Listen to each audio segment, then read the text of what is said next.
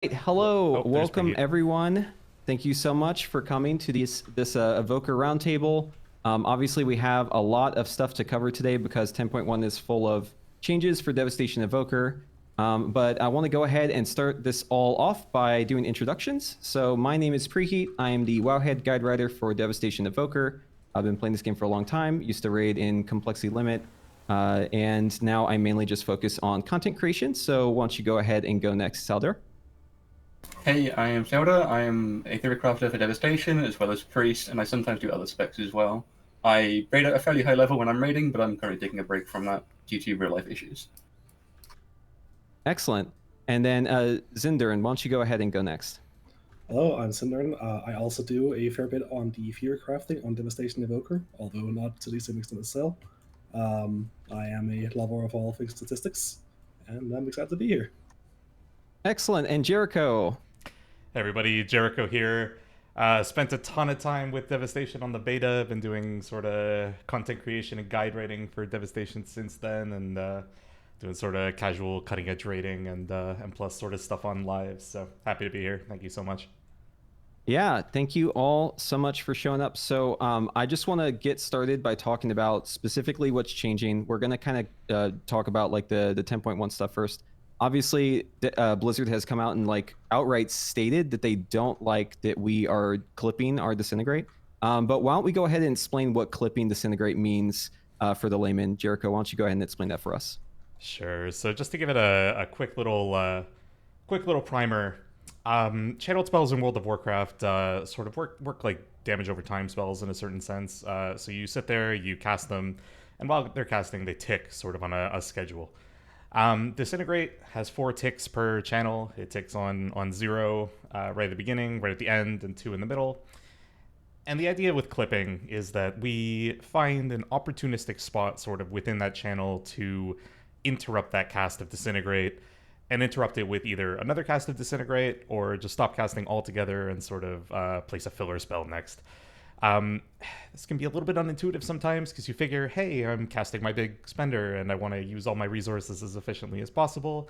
I want to get that full cast off. But it turns out, for a couple different reasons, for cooldown reduction and for sort of dealing optimal damage, that's not necessarily always the case. So that's kind of how we've gotten to this state here with clipping. Cool. And then Saeldur, why don't you go ahead and tell us like how the APL currently handles clipping so that people can understand that what the sim is doing. Right. So, technical standpoint, the sim doesn't the sim waits until every single tick of the spell, and on those ticks, it will evaluate whether it should stop or continue casting the spell. So that means that if the sim will get to, in this case, with the disintegrate, we cancel it on the 3rd tick. It will get to that 3rd tick, and it will check some parameters, like, which currently is just, are you in Dragon Rage? If you're in Dragon Rage, it will cancel disintegrates with another spell. That has a delay of about 100 milliseconds in the sim. That's the delay it has when it try and realistically simulate a human. It's potentially a bit low, but that was the number chosen before the patch, and we haven't fixed it yet. So that's how the sim does it. Excellent. Thank you both for that fantastic explanation. So basically, the clipping is a big part of like dealing good damage as Evoker. If you're out there playing Evoker on your, in the raid boss, I'm sure that you're familiar with it if you've been reading the guides, the theory crafting, all that good stuff. But it is, it definitely is unintuitive, right? Like normally you would expect to use your spender like fully. But there also is kind of, in my opinion, a bit of a silver lining in kind of how it makes the gameplay feel, because it makes your cooldowns feel much different than like your standard rotation, right? It feels much more fast paced. But it also makes it so that you have more time to readjust, if your character like has swirly spawning under their feet or anything like that. So definitely seems like with the change, if they are intending to fix clipping, if they actually are successful in doing that, then it seems like we'll probably be a little bit more stationary or having to rely a little bit more on hover while we do our damage, which brings us to the next thing. So they aren't fixing this, but I do want to give just a quick shout out to it as well. Zindurn, why don't you go ahead and tell us what hover weaving is, or just like using hover during the GCD? Right, yeah. A lot of people still miss this, although this is quite common knowledge, but generally speaking, hover is not on the GCD. It does have an animation clip of 0.45 seconds. But the way that you hover weave is that you use an instant and then you hover, because it means that you're using that animation while you're already on the GCD. So for optimal DPS in the raid in general, you want to be doing like a burnout proc or an Asher strike when you're canceling or clipping, then into your hover when you're expecting movement. And a good example of this is when you need to do movement on Terros, for instance. Yeah. So you'll always be casting. And Evoker is like a class that has tools to really never stop casting, which is going to be really important with the changes to the way Disintegrate is going to function with new causality. Yeah, I feel like those changes are definitely going to make it like even more important that you're doing that, since you have just like so much more hard casting or like hard channeling during your cooldowns. Okay, so I'm just gonna kick this off. So I mentioned this before, but this is the exact words from Blizzard. They said, "We're thrilled with the reception to Devastation Evoker and the excitement players have expressed for the playstyle. In Embers of Neltharion, we're making targeted adjustments to a few key talents to address a nuance of Dragon Rage extension loop, where it can be optimal to aggressively cancel and recast Disintegrate back to back to maximize the effects of Feed the Flames and Causality. This specific behavior is fairly unintuitive." They use the word unintuitive there, so I agree with that. And below changes are intended to make fully channeling Disintegrate the more rewarding way to play. Additionally, we're looking to add more options for area of effect damage gameplay with the new talent Raging Inferno and a redesigned Imminent Destruction. So we'll save the second half of that for later. But let me just ask first, Saeldur, were they actually successful in making clipping not wanted or desired during No. Dragon Rage? No. They failed. Okay. Dragon Rage clipping is still currently a DPS game. It's early days and like redoing APL to compensate for the causality stuff, but just converting it, doing a couple of basic changes, and then trying to strip the changes with a DPS loss from having them in. So currently, still clips. All right, so I feel like that's really important to note starting off this conversation, is that we still have not achieved this goal, like the stated goal that they put out, but it definitely seems like it's way less useful. So the way they went about this changes, first off, they basically cause Feed the Flames to only be an AoE talent now. So we have basically Feed the Flames only works with Pyre, and it reduces the cooldown of Fire Breath and Eternity Surge the same. It just kind of depends on if you have Essence Burst or not. You'll either get 2 seconds or 1 second, right? Depending on if you spend Essence or Essence Burst. And then obviously Causality has also been redesigned, and that one is specifically while channeling Disintegrate, Fire Breath, and Eternity Surge cooldown faster. Someone want to maybe give me some information on this, because I understand that this one is actually kind of problematic when it comes to how it might like incentivize or maybe disincentivize having like extremely high haste. I can take that one if you don't mind. Sure. So the way they've changed that is haste, where before, whenever we gain haste, we had a better chance of getting to that next extent. With the change that they've pushed now, as you go up in haste, your fraction of cast is going to remain constant, assuming equal variance. So during loss, during PI, at all levels of haste, you are likely to get the same amount of channel time on your Disintegrate. So the higher up in haste you go has no effect on your cooldown reduction. So you can't really extend past a certain point. It also means that getting a third extent is entirely dependent on whether or not you're proccing a lot of order power, and getting a fourth extent is mathematically impossible. Right, and I think another thing that's important to note here is a lot of people have been pointing out how this kind of makes, like haste in general devalues the cooldown reduction you get per Disintegrate with this talent. However, it's important to note that with more haste, you have more casts in general. So I saw a lot of people talking on the forums about like clicking off PI or Lust and stuff like that. We're not going to be doing that. Haste is still a very good stat for us. In fact, PI is still probably going to be good. Saeldur, I'll let you tell us about PI. PI is still good, yeah. Dragon Rage, same timing as before. It's about 7.5%, 7%. So still a fairly high spec in terms of percentage gain, but, well, due to the lower single target that we currently have, it's likely not going to be a good target on Evoker, sadly. There's going to be better specs.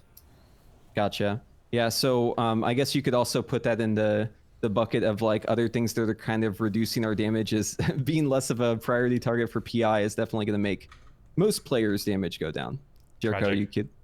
Yeah, it is very tragic. And then next up, okay, this is so I'm assuming this change is like to try and give us like some sort of like return, right? Like some sort of like tax return on our Dragon Rage. because they're nerfing animosity. They're making animosity only 4 seconds now instead of 6 seconds, which is a pretty crazy big nerf. I mean, it may not sound like, you know, it's that big because the numbers are kind of small here, but you got to remember that's like a third of the effectiveness of this talent is essentially going away here. But they're giving us 18 seconds of Dragon Rage. So they're basically giving us like 4 extra seconds. I just want to briefly talk about this because right now at a bare minimum, if you just boosted an Evoker, you just started playing the game, as long as you're playing correctly, you're always going to get at least 4 extensions during your Dragon Rage. That's going to be 2 Fire Breath and 2 Eternity Surge, right? That's the bare minimum. And it's all up from there, right? So 38 seconds is where the baseline is. And then obviously you can go up to, you know, way more. I'd say like 50 is usually where people end up if they've got PI and Lust and they're playing very well. Like for one of their Dragon Rages, at least during the fight. So we are now moving to a situation where we're mainly only getting 4 extensions, right? With our Dragon Rage. Yeah, you're unlikely to get 3 extensions. So you're going to be on average getting the 34 seconds. Yeah. Yeah, you get 4. Unless something goes horribly, horribly wrong, you get 4.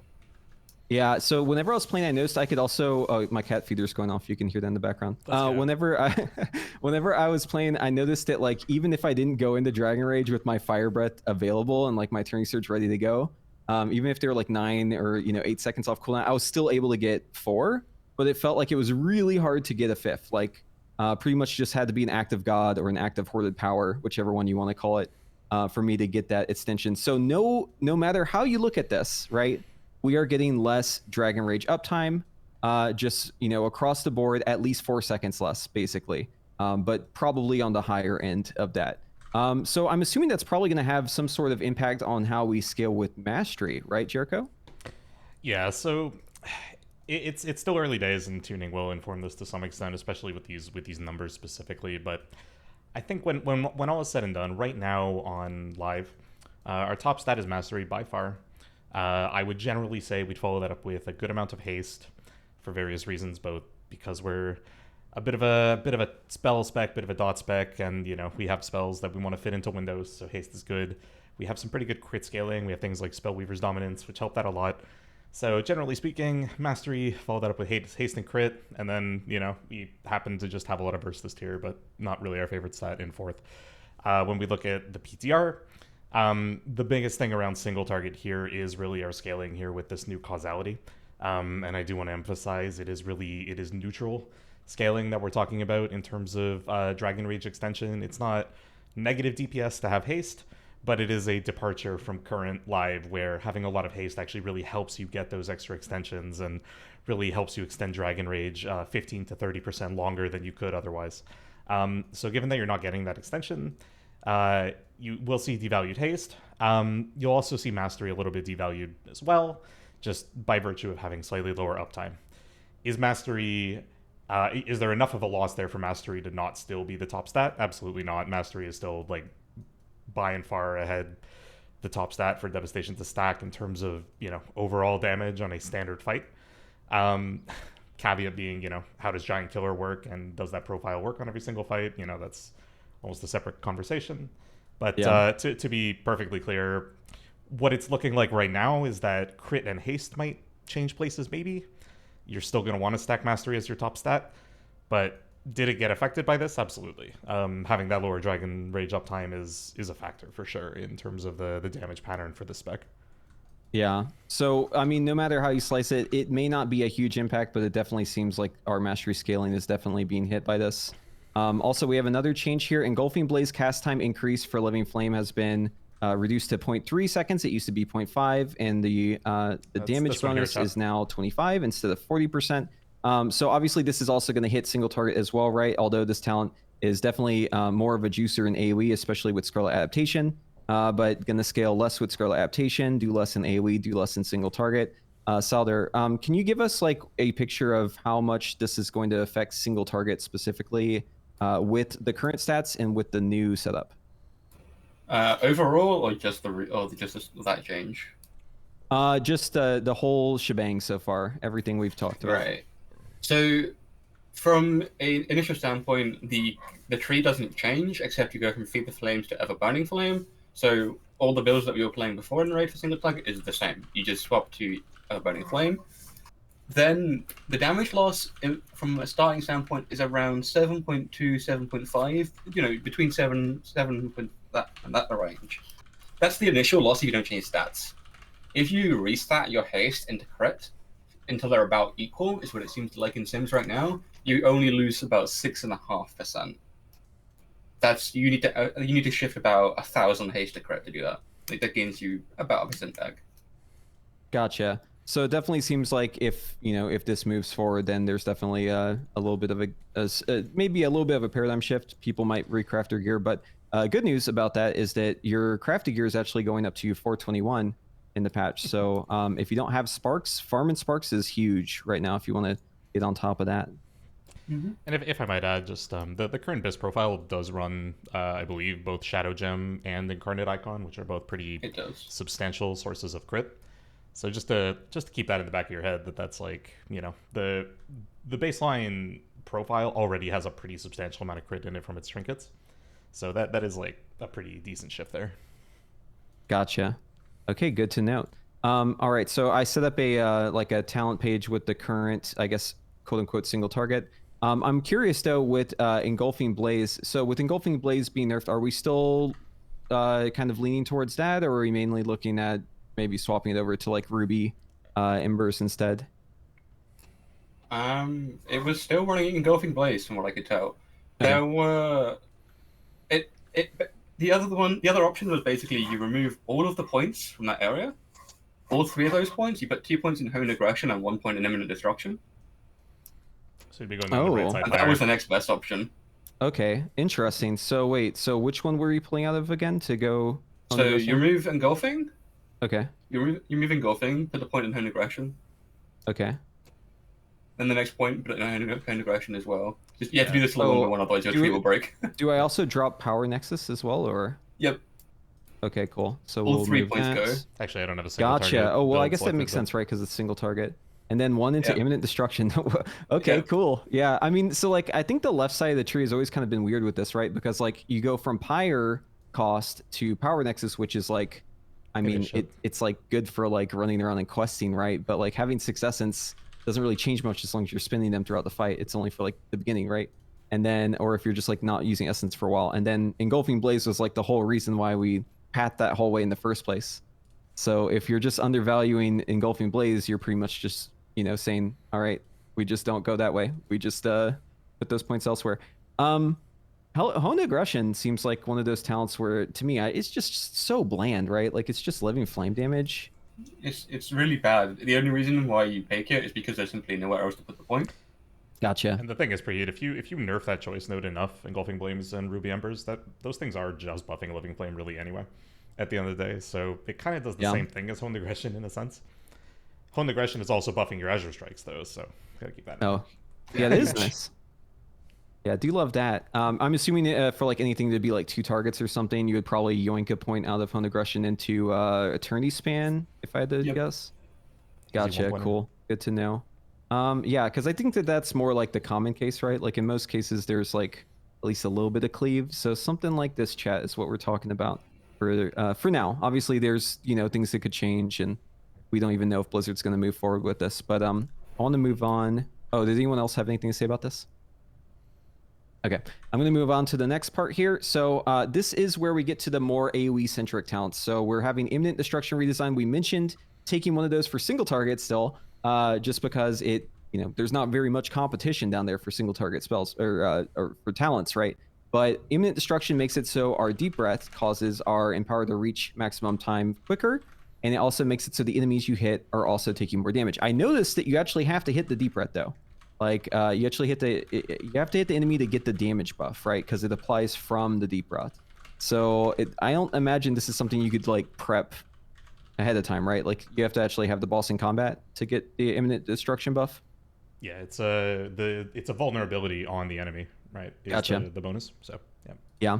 So this obviously is a great talent in AoE because it means that we get just like way more empower damage on our initial empowers, which are probably going to be during Dragon Rage. It probably also means that we wouldn't want to tip the scales on the first set because they're going to go so much faster. If you haven't tested this out on the PTR, definitely go check it out. It makes your empowers go crazy, especially with Lust, play over there and show or if you have PI. and obviously it makes you do a lot more damage. And then moving on to the next talent, Raging Inferno. So this one is going to be right there with Volatility two, in three, Firestorm four. on the left-hand side. We basically get a huge Firestorm radius, 50% 1, 2, larger, 3, which 4. you might not think that's so that good. big, right? But like it's a really big circle because we're talking about like area, right? So it's not 50% more area, it's 50% more radius, which is like 4 times the area, I think, or something. I don't know. I haven't done the math, but it's much bigger. And tanks are going to have a harder time getting enemies out of this, I think. Let's hope. They'll find a way. Sorry, I was trying to make a joke there. Yeah, no, obviously you don't want your tanks running out of the Firestorm, but it does increase our pyre damage by 25%. And one thing that's really cool about this is it basically means that we can just spend all of our essence and all of our essence bursts during Firestorm, because Firestorm is a 20-second cooldown with a 12-second duration, which means we have 8 seconds to kind of wait and build our Charge Blast stacks and get our essence and essence burst prep for the next Firestorm. And then once we place that, we get to fire off all of those pyres again. And Zindurn, it actually does affect those pyres from your Dragon Rage as well, right? It does, yeah. So I'm really excited for the picture to be painted where we run Imminent Destruction, we run Blazing Inferno, and we set up our dream 20 stack CB, and we pull the pack. We deep breath for the setup, use our Firestorm, we press Dragon Rage, set the skill Fire Breath, and instantly die. Yes, Really excited. because we have aggro. Exactly. Yeah, I mean, like, so what I like to say about this is, like, imagine, okay, everyone knows how bad Evoker threat is right now. If you're playing Evoker well in Mythic Plus and you're not playing with a Hunter or a Rogue or like a Warrior Tank who's really quick with the Mass Taunt, right? Like, everyone knows just how it goes in the dungeon with cooldowns. You go into a pack, you press your button, even though you felt like you waited long enough, you didn't wait long enough. Your pyres hit everything, you pull aggro, and now the tank is mad at you, and you're having to kite the mobs around in circles while the tank tries to get them off you. Evoker threat, in my opinion, just feels like completely out of control. But hey, we're buffing it by at least 25%, it looks like. So that's going to be really fun. Oh, another thing that's kind of weird about this too that I want to just shine a light on is the fact that we're using Deep Breath as kind of an opener now, and doesn't that kind of feel at odds with how the talent for Deep Breath, Tyranny, kind of makes us want to play, where it's more of an execute? So I'll jump in just because maybe I actually expect that you and Zindurn probably have more experience in sort of hierarchies, let's say in M+. I will say, right off the bat, of course, right, it's at odds with like the stated goal in the tin. The idea being you take Tyranny, it says, hey, your Deep Breath's going to do as much damage at full health as it does at low health, and you know what? You want to maybe give yourself an option to do a little more damage at low health when your mastery is starting to fall off. So Deep Breath then sounds like a good thing. But then when I look at the rest of the kit as well, I have like Terror of the Skies, which means that maybe I want to be using Deep Breath as an opportunistic stun in like a rotation or something like Right. that, or even earlier, right?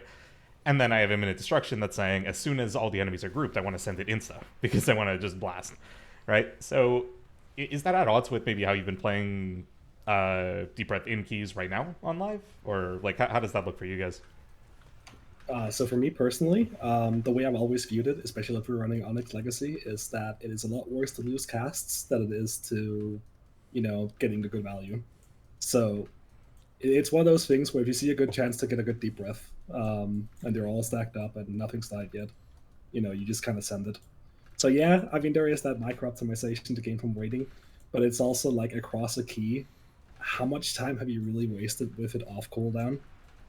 As Yeah. opposed to just sending it. Yeah, I'll say, like, for me, it kind of depends on the key I'm doing, right? Like in Shadow Moon Burial Grounds, you better bet if they pull those spiders, I'm deep breathing into those spiders right away. You know what I'm Let's go. saying? But yeah, you gotta get that, dude.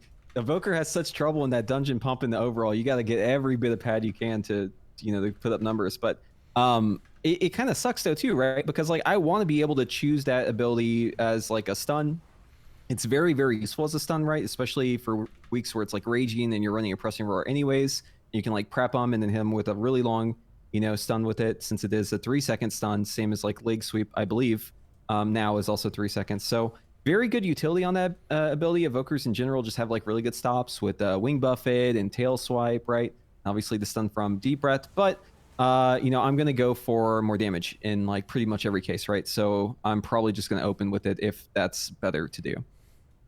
Yeah, I think there's a very likely case when you start publishing higher keys, if you are running imminent destruction, that you might just be taking Tear of the Skies off, just so you're not DRing your stunts for your party. And Spanky actually sent me this image. So here is the size of Firestorm with the new talent. So if you're wondering how big, the new talent wanted to show for you guys too. I have Raging it. Inferno, that's the name of it. The new talent for Snapfire I'm is, just gonna put it right here. or Firestorm is, it is this big, very large circle. Very hard for tanks to pull it out. Look at this. Okay. And so more on the AoE. So obviously AoE stonks sound like they're doing great. I mean, we're just getting all this extra damage, right? You could effectively think as of Raging Inferno as like just 25% more pyre damage, since you can pretty much use all of your pyres during Firestorm, except for obviously in Dragon Rage, you would just keep spinning them, right? But Imminent Destruction, pretty pog. We love having just more damage, casting our powers faster. But I want to go back to the first point. So Feed the Flames, right? We were talking about how it reduces the cooldown. Effectively, Feed the Flames just is better now for AoE, right? Than it used to be, because it affects Eternity Surge as well by 2 seconds if you have Essence Burst. You want to go ahead and talk about the implications here? Or I guess, let me rephrase that question, Saeldur. Do we still get a good amount of extensions in Dragon Rage with the new Feed the Flames? Short answer, yes. Long answer, kind of no. But there's nuance for that. So the new version does not work with volatility. The old version Gotcha. did from causality. So you used to get completely absurd cooldown reduction on Eternity Surge. You used to get like 10-second Eternity Surges, if you remember, on AoE because of volatility procs. Don't get that anymore. However, in general, you get way more CDR on both abilities because it's now 1 second or 2 seconds on Essence Burst. So, yes and no. Gotcha. It kind of evens itself out. Yeah, I did very much enjoy the volatility procs with causality. That was like awesome. It felt like just like an added bonus to like doing AoE, where it almost, I mean, it wasn't like funnel, but it kind of felt like you were in a way just getting more like cooldown reduction. So it felt a little bit better to flip out some pyres. But yeah, so I did some tests with like Lust, PI, and my character has very high haste. I'm rocking like 34,000 haste.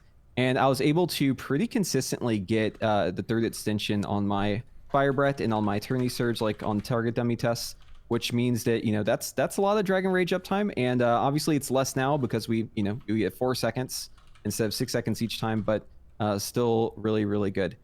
So Jericho, what's your impression so far of just like the AoE redesign? Yeah. So I want to almost separate how excited I am for some of these new buttons and the new toys, and how like it really adds on to the sort of dragon fire blasting class fantasy, right? Like I like what's happening here.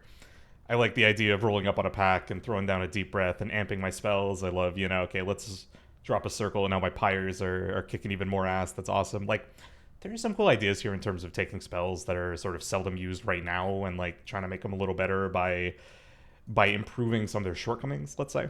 And for what it's worth, the class is already pretty good at being able to deal sort of this like strong AoE burst, so to speak. However, there are a lot of caveats to that they sort of curb a lot of my enthusiasm, so to speak. So the one is threat, and I won't get hugely into the threat thing right now since it's going to be a theme throughout. But to be clear, part of that whole class fantasy of just going hard and bursting is curbed by the fact that you have to be very considerate about how you're pushing those burst abilities, and that really takes away from the let me pump as hard as I possibly can right on the pull here.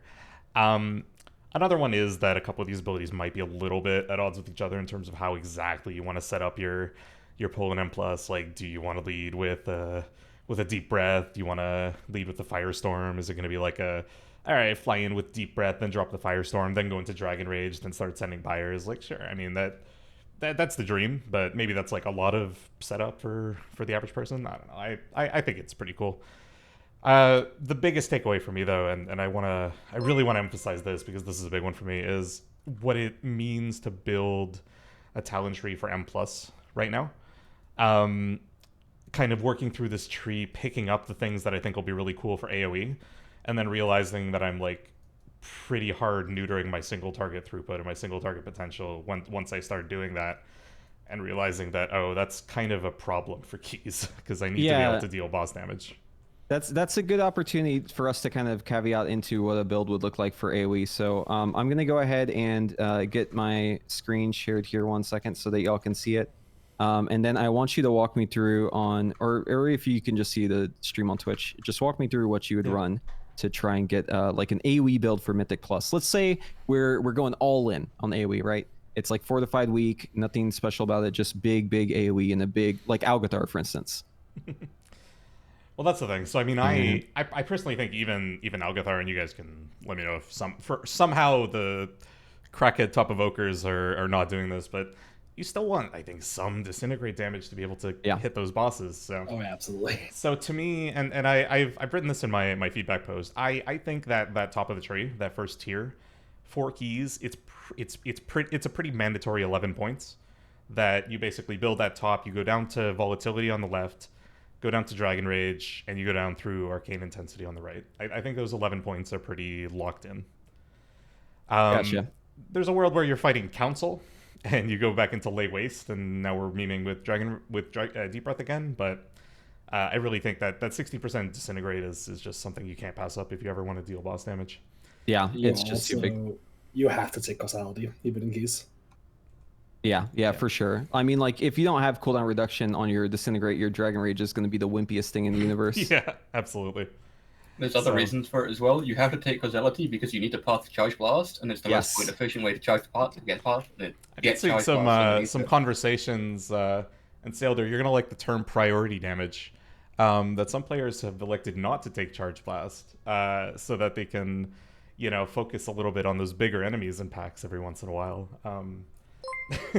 This echoes with full clown emoji. It sounds like this, this is a funny one just because it echoes a conversation that had been coming up with Shadow in the last little bit with running Mindseer builds versus not running Mindseer builds, and the argument being presented is, oh, but I can deal more priority damage if I'm not pushing Mindseer. It's like, okay, well, maybe, but well, I mean, know. in our case, we do have like a slight amount of funnel from Charge Blast if there's more than one target stacked on the boss whenever you press your Dragon Rage. That's all I'm saying. It's a very small amount, but it does. No, we're gonna get memed on Twitter. It's gonna be, if anyone's paying attention, we're gonna be right under the feral. The feral memes. Oh my god, the feral memes. Yeah, no. We don't really have that. The funnel's not a thing for us. It used to be for Eye of Infinity. Remember that spell? Hey, let's talk about Eye of Infinity for a little bit. Hey, so we'll come back to this tree. We'll get back to this. So quick caveat. So Eye of Infinity used to be kind of like the end-all be-all spell or talent that we always took as Devastation on the beta. It basically made it so that whenever our Eternity Surge crit, we would get a Essence Burst back, which was really strong, really awesome. And the best part was it actually worked with Scintillation. And because Scintillation works with Eternity Span, it made it so that as long as there were 2 targets, you had twice the chance to crit, right? And since the Disintegrate has 4 ticks in it, you're basically having every single proc hit 2 targets, you could effectively make a case for like whatever your crit percentage is, roughly was the chance for you to proc a free Essence Burst from a target if there was 2 target cleave, which meant that we basically had really awesome and probably better than most classes 2 target funnel, right? And it was like Snap Funnel too, right? Like you didn't have to set it up in any way. It just kind of happened for free.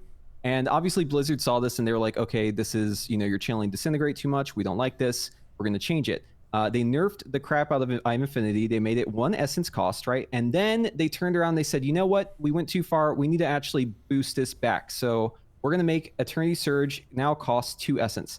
My question is for y'all, what's going on here? Because causality seems essential now for every mode of play, except for if you're just doing like a council meme fight and raid. But it's a choice node with Eye of Infinity. What's up with that? I think you said it best. I think you take Eye of Infinity now if you're playing your council meme fight and somehow don't want to path through Honed Aggression. And that's the only time you would ever consider this node. It's basically dead otherwise right now. Unfortunate, feels sad. Everyone who was playing beta, you'll remember this was pretty friggin' fun. Or at least, I'm equating fun with, hey, I'm spamming Disintegrate a lot and it's shooting out a bunch of stuff and it's really cool. Like that, to me, that was a lot of fun, right? Yeah. But that's dead now. That's not a thing. You're never gonna take this node now as is in any like real content. And I think Blizzard's been doing a decent job in sort of identifying which nodes in this tree that applies to. There still are a few that that fit that criteria. You know, we can talk about Power Spell Iridescence, and even Ever Burning Flame a little bit now. Like not completely, but less so. We'll see if they sort of find some room down the road to like. If they need a complete rework. Like let's be honest, some of these nodes just fundamentally don't bring enough to the table that they just need to do something else. I think realistically. Yeah, Saeldur, you had something to say as well. Yeah, I'm just sad. I'm just remembering the old days of Feed the Flames with Eye of Infinity, where you'd still get 4 empowers. You would still get 4 empowers. You just like the high roll is when you kind of like blue beam the entirety of your Dragon Rage. You were getting your powers anyway, but it was only casting Disintegrate. Like it was just it was great. I mean, like, I hate fun, but I really despise that playstyle. It's degenerate as hell. It's just tell me it Even wasn't there's hilarious. nothing but- Yeah, it was hilarious. True, at 2 targets you could time your crit chance by 1.2, and then that was the average of how many instance bursts you'd get that single cast. See, I loved it because it just felt like you were just so good at 2-target cleave, where I'm like, oh, if there's 2-target cleave, that's me, right? And that happens so much in raid too. Like just little ads will join the fight, and it's like, oh, here's extra value. Love that. And there are so few specs where that's a thing that like it's not an unfair niche, right? It's not unfair for a couple specs to be like that much better at 2-target because it is just it's both a rare thing, and it's generally not make or break on most fights to just have decent 2-target. It's a nice little identifying feature of a spec to be good. So the fact that was, you know, in a sense taken away, it kind of feels bad. Let's be honest, for sure. I just feel for poor Pyre back then, who had to wait until the target count went way up to like 8 or 9 before you even considered pressing it. Yeah. And it just had low numbers. That was sad. Also, on the note of targets, I think the next raid has a 2-target fight and a 3-target fight. Interesting. I think. I haven't So that spent a does lot of kind of time. influence decisions on builds slightly, because I think they're early bosses, but... Yeah, I just really wish that there was like the option to choose Eye of Infinity somewhere else without like while also having causality, because like I feel like there's definitely a case or two where like having more Eternity Surge, like 2-target cleave, right, extended periods of that, where I would kind of want that. You know, it'd kind of feel good to have that.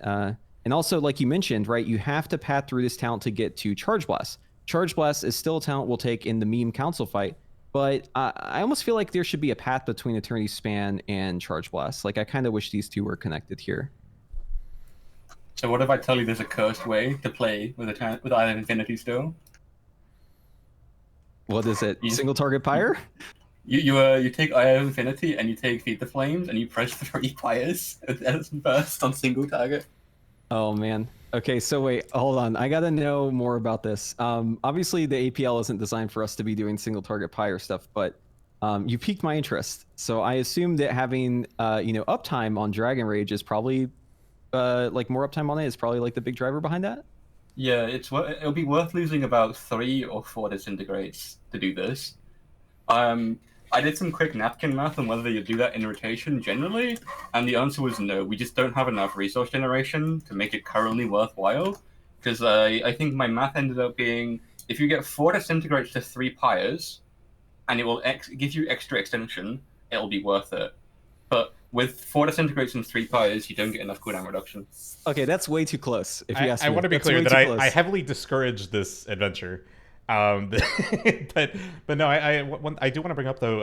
All it would take is sort of a compliance set bonus or special item or something that makes Pyre just a little bit better to make something like this worthwhile. So it is something that we should be aware of, that Pyre, the way that Feed the Flames is set up right now, and really what I do want a lot of you to kind of walk away with is to compare Feed the Flames and Causality just beside each other and go, man, I wish Causality was more like Feed the Flames, because that's the big thing here. That's what's going to be making Pyre attractive on single target, if anything, is just that Feed the Flames is a much better way to do cooldown reduction.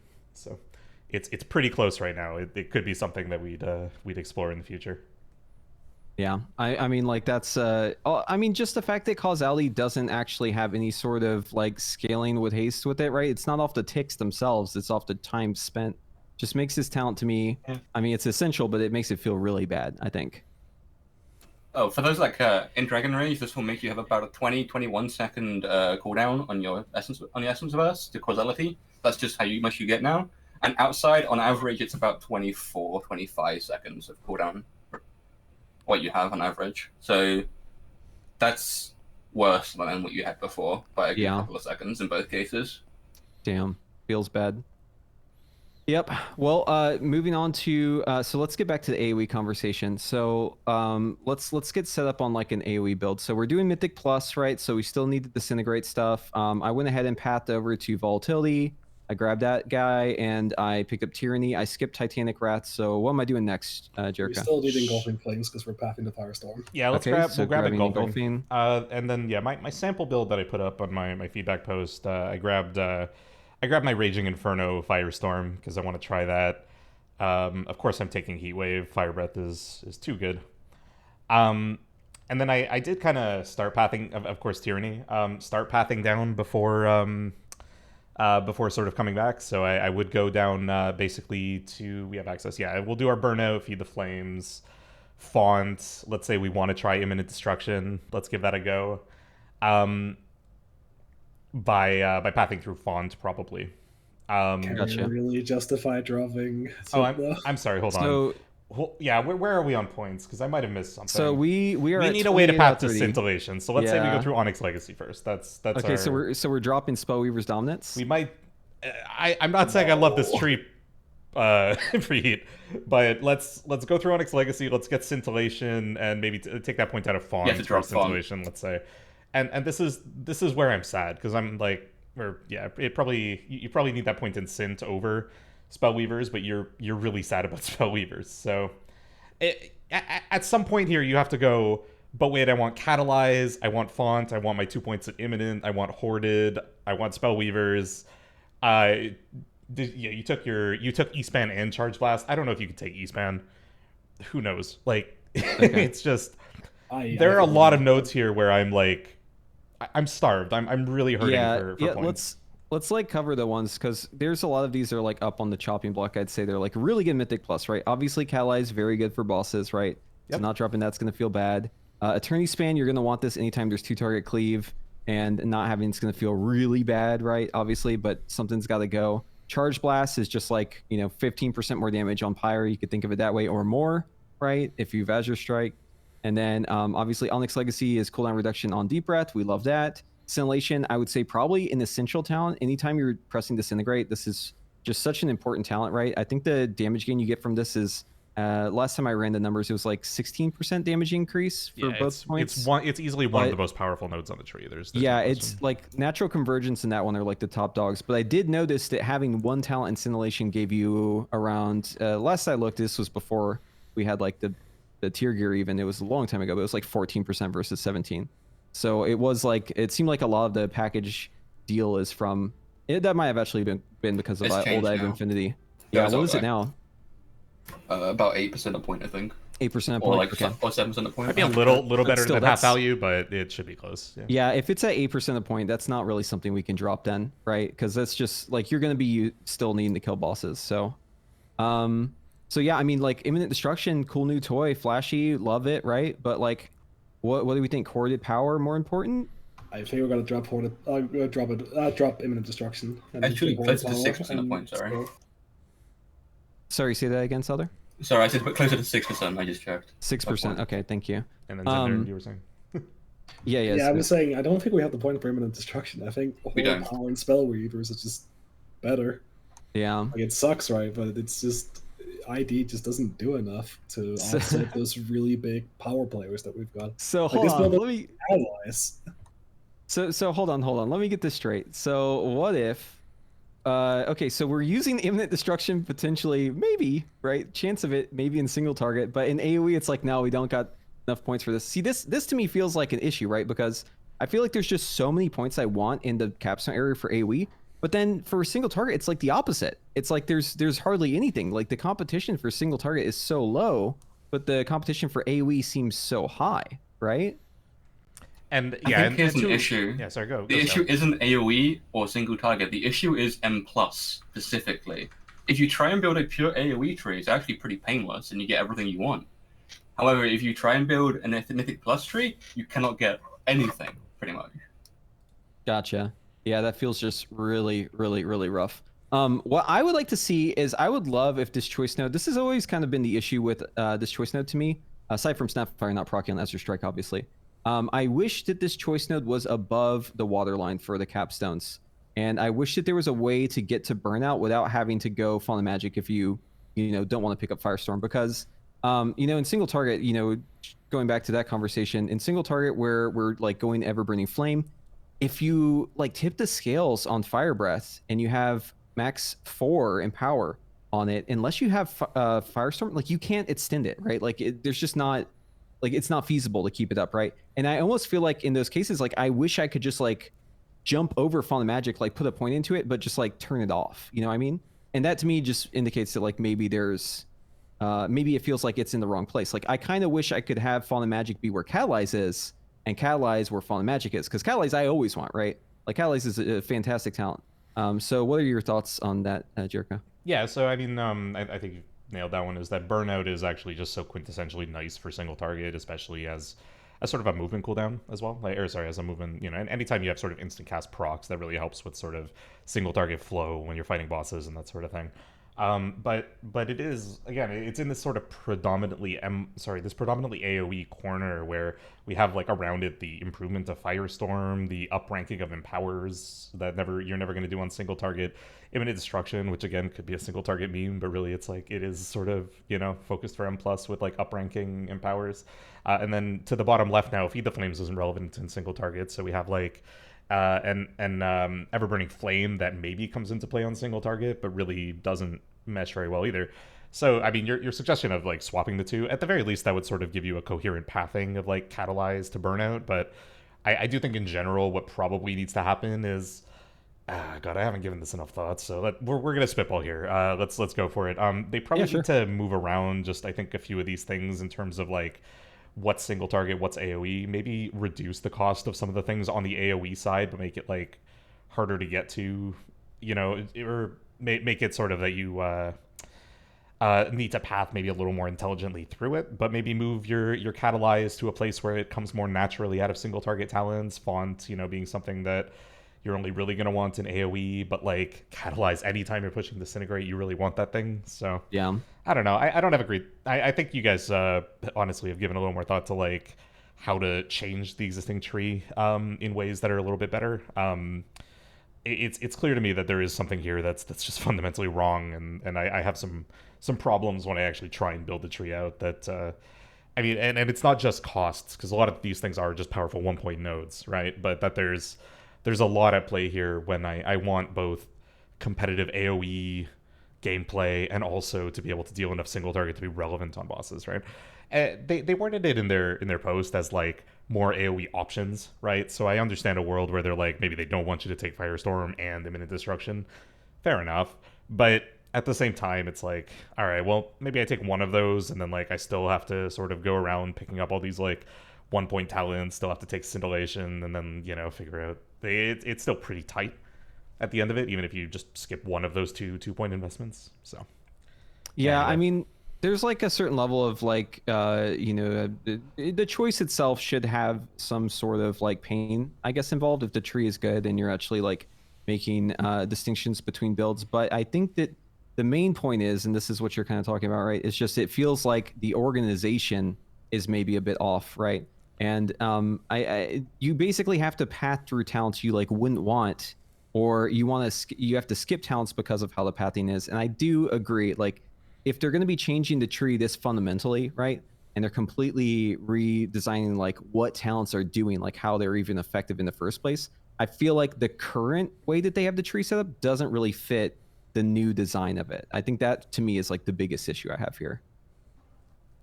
If I can jump in terms of like Sure. the talent tree design as well, I think for AoE, it looks pretty fun to play, which is the end and be all. Everything else can be tuned.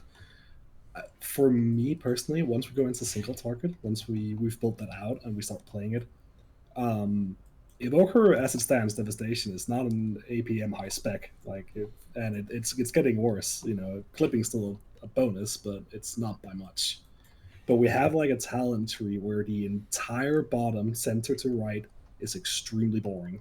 Like Horde Power is not very interesting, Power Swell is not interesting, and Iridescence is not interesting. So if you're doing these sweeping changes, I think there's a lot of room here for the APM you're taking away and the complexity you're taking away to adding in one or two extra buttons, and playing around with that. Like, because we need some degree of complexity back for what you're taking.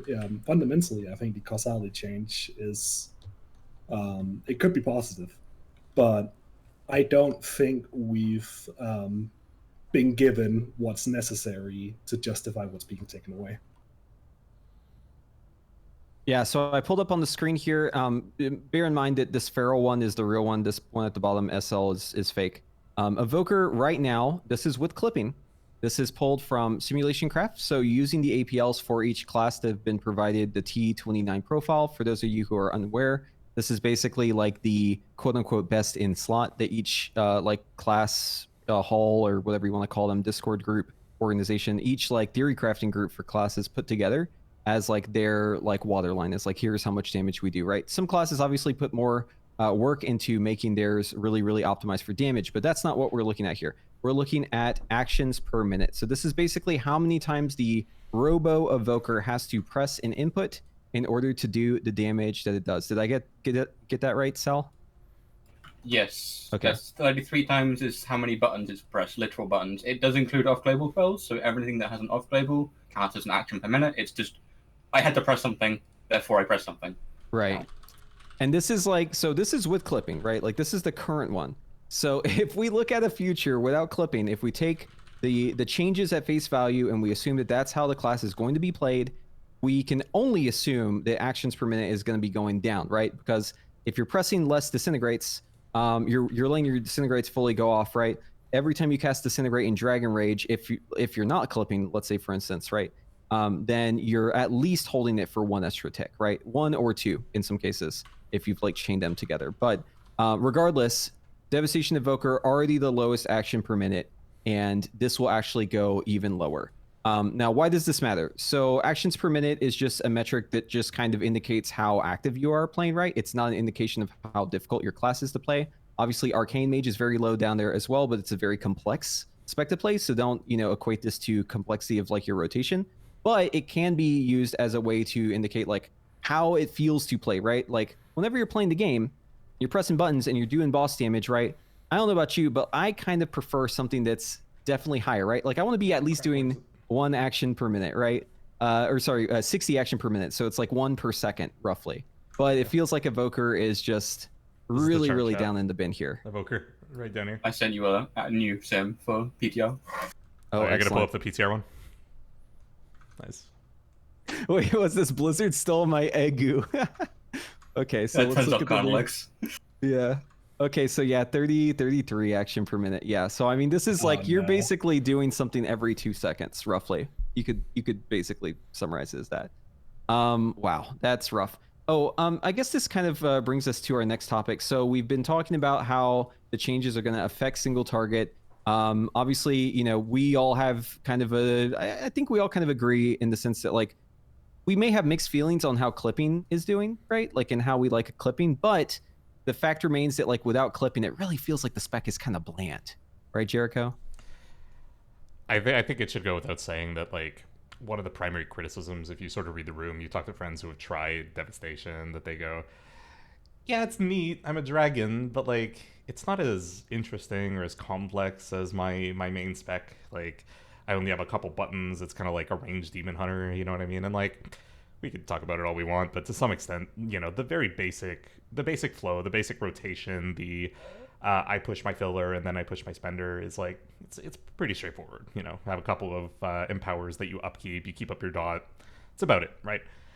A couple of the spots where in combat and in in raid that we really try and flex and that we really show that we're better players is sort of preparing for movement by using hover super well, so that we can sort of minimize the time spent running around like a chicken with our head cut off. We're still pushing our good damaging buttons.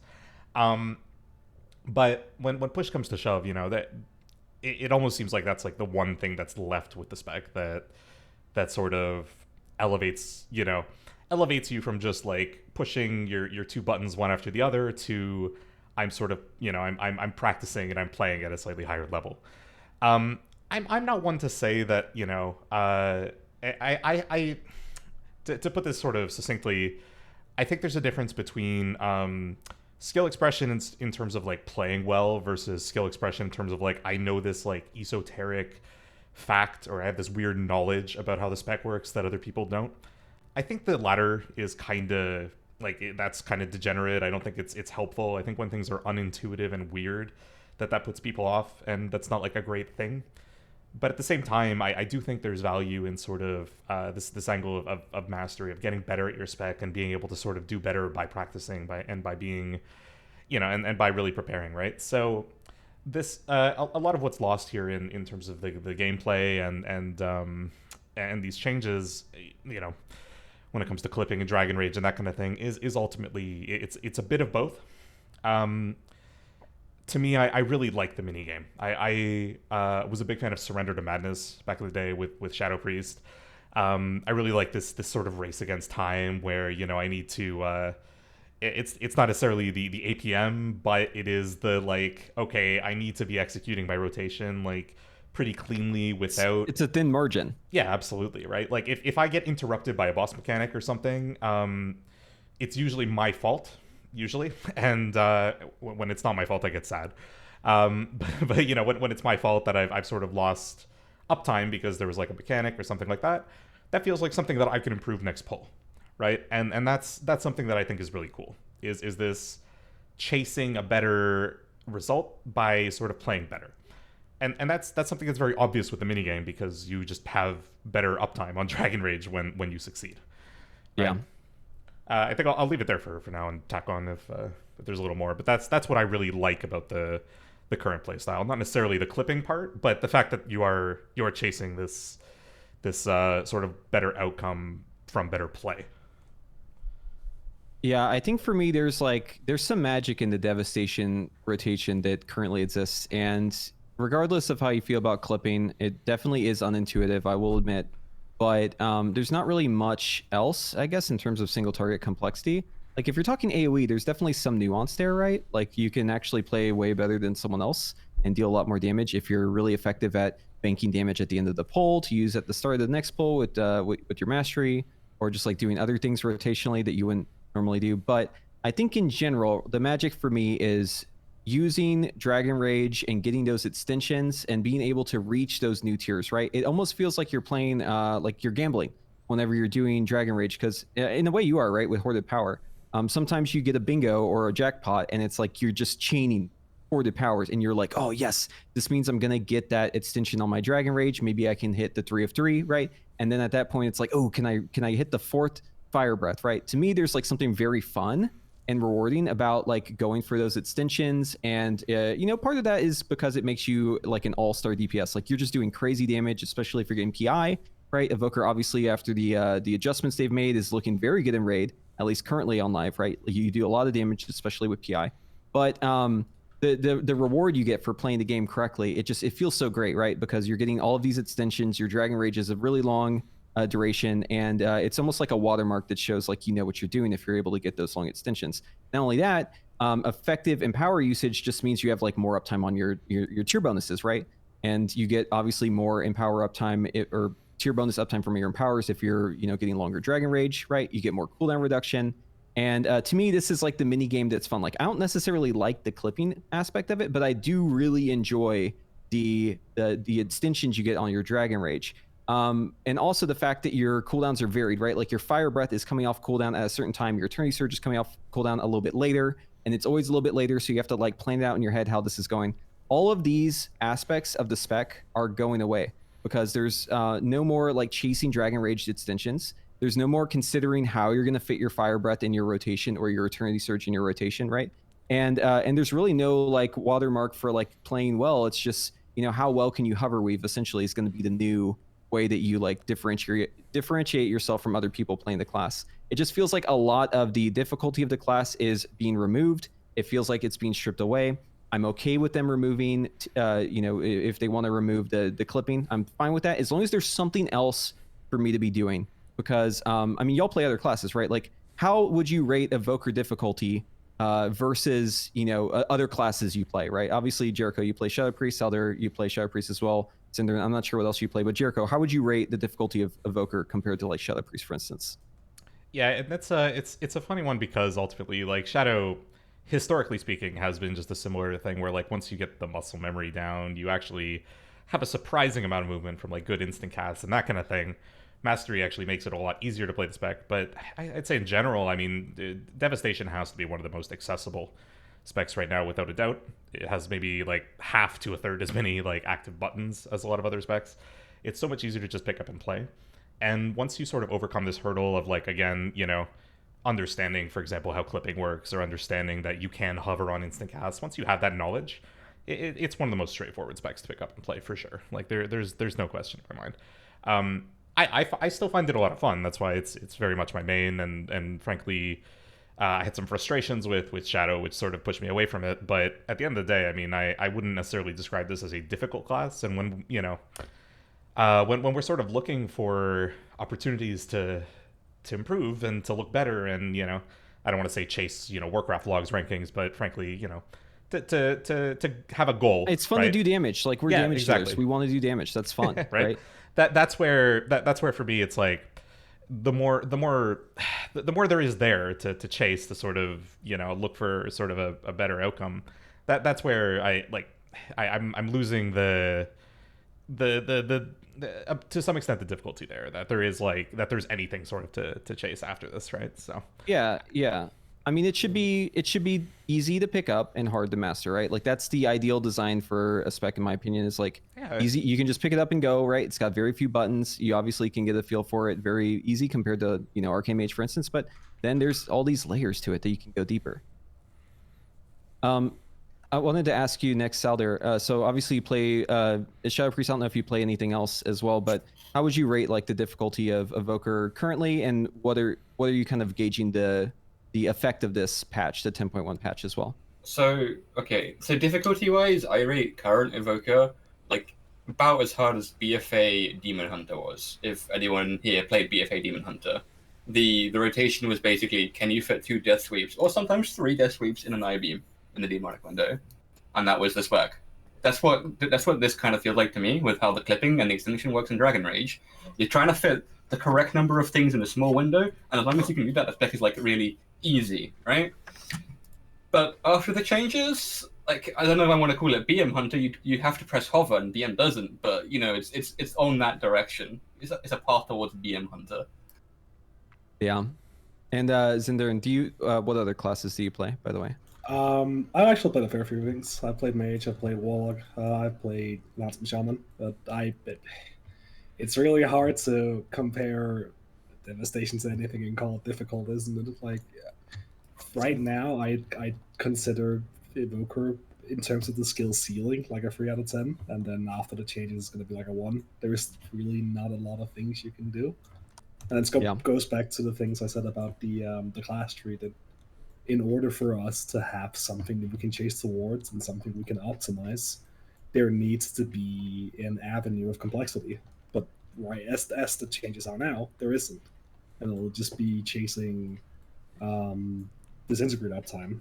Yeah. I mean, I will say, like, it is a new class, so obviously whenever a class is new, there's a lot of players who play it incorrectly, right? But if you look at like I like to look at Warcraft logs for like Raid Finder and look at all percentiles just to get like a feel for like where like the baseline, like the average player is, right? And if you go there and you look at those, I'll get it pulled up on the screen, but if you go there, you'll notice kind of a shift. 1 second.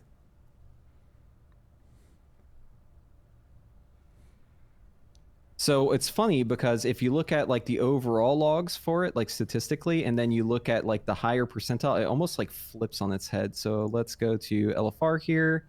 Okay, yeah, so LFR with all percentiles, Devastation Evoker very low, Arcane Mage at the very bottom, Frost DK very, very low as well, Fire Mage. I don't think it's any coincidence that the classes, they're able to either gain more cooldowns by having higher uptime, right? Like in the case of Fire Mage, or gain more cooldown in the sense that you're extending it, like Frost DK with Breath, or Devastation Evoker, right? Or just having like a shit ton of keys like Arcane Mage. Frost Mage obviously is also in the category where you're extending your cooldowns. I feel like there's some sort of correlation here between having that sort of gameplay loop in there where it's like you either have it or you don't. and showing that like players are kind of failing that, right? Like at like the most basic level, if you look at all percentiles. But then if you flip it on its head and you look at the highest percentiles, you notice that, you know, some things will actually change, especially if we go to like a different difficulty, right? Like, so I'll do heroic now, 99th percentile. Obviously PI factors into this in some ways, but not entirely, right? Because we have Arcane Mage here almost at the very top, Devastation, Evoker. You can notice that the Mage specs and the Evoker have almost flipped. So I'm not going to say that they are necessarily more difficult because of this, right? I'm just kind of divining something from this, right? Like there's something about the class that players in general, if you look at like just everyone in general, aren't doing, and it causes your damage to be massively lower. And then the people who get it, the people who, you know, understand the nuance to it, they're doing much better. Does that make it more, you know, complex or difficult? You know, you could argue either way, right? Obviously, but I'm not saying Devastation is difficult. I'm just saying that the difficulty it has is all baked into the stuff we're talking about today, right? This is the stuff we are discussing. It's the stuff they're changing, right? And I think that there's something very interesting about the fact that they are choosing to change this stuff, right? As opposed to a bunch of other stuff, right? So there's a lot of issues Devastation has, right? Number one probably is the bugs. And why don't we go ahead and just talk about those bugs, and then why don't you tell us a little bit about the Essence bug and the Empower bug? Sure. So these have been in since closed beta, I believe, at this point. They've been here for a long time. Whenever you start channeling your Fire Breath or your Eternal Surge and you release it, and you're expecting, like a normal player, that it's going to go off, it bugs out and it didn't activate. So you're going to have to recast it, which can be especially frustrating if it causes you to lose track range extensions, which does happen quite often. The other thing is the Essence bug, where so the way Essence actually works is it's on a ticker, like it's basically energy, but with a fancier font. And sometimes that ticker bugs out, and it either shows an incorrect amount of essence or it doesn't show the amount of essence that you actually have.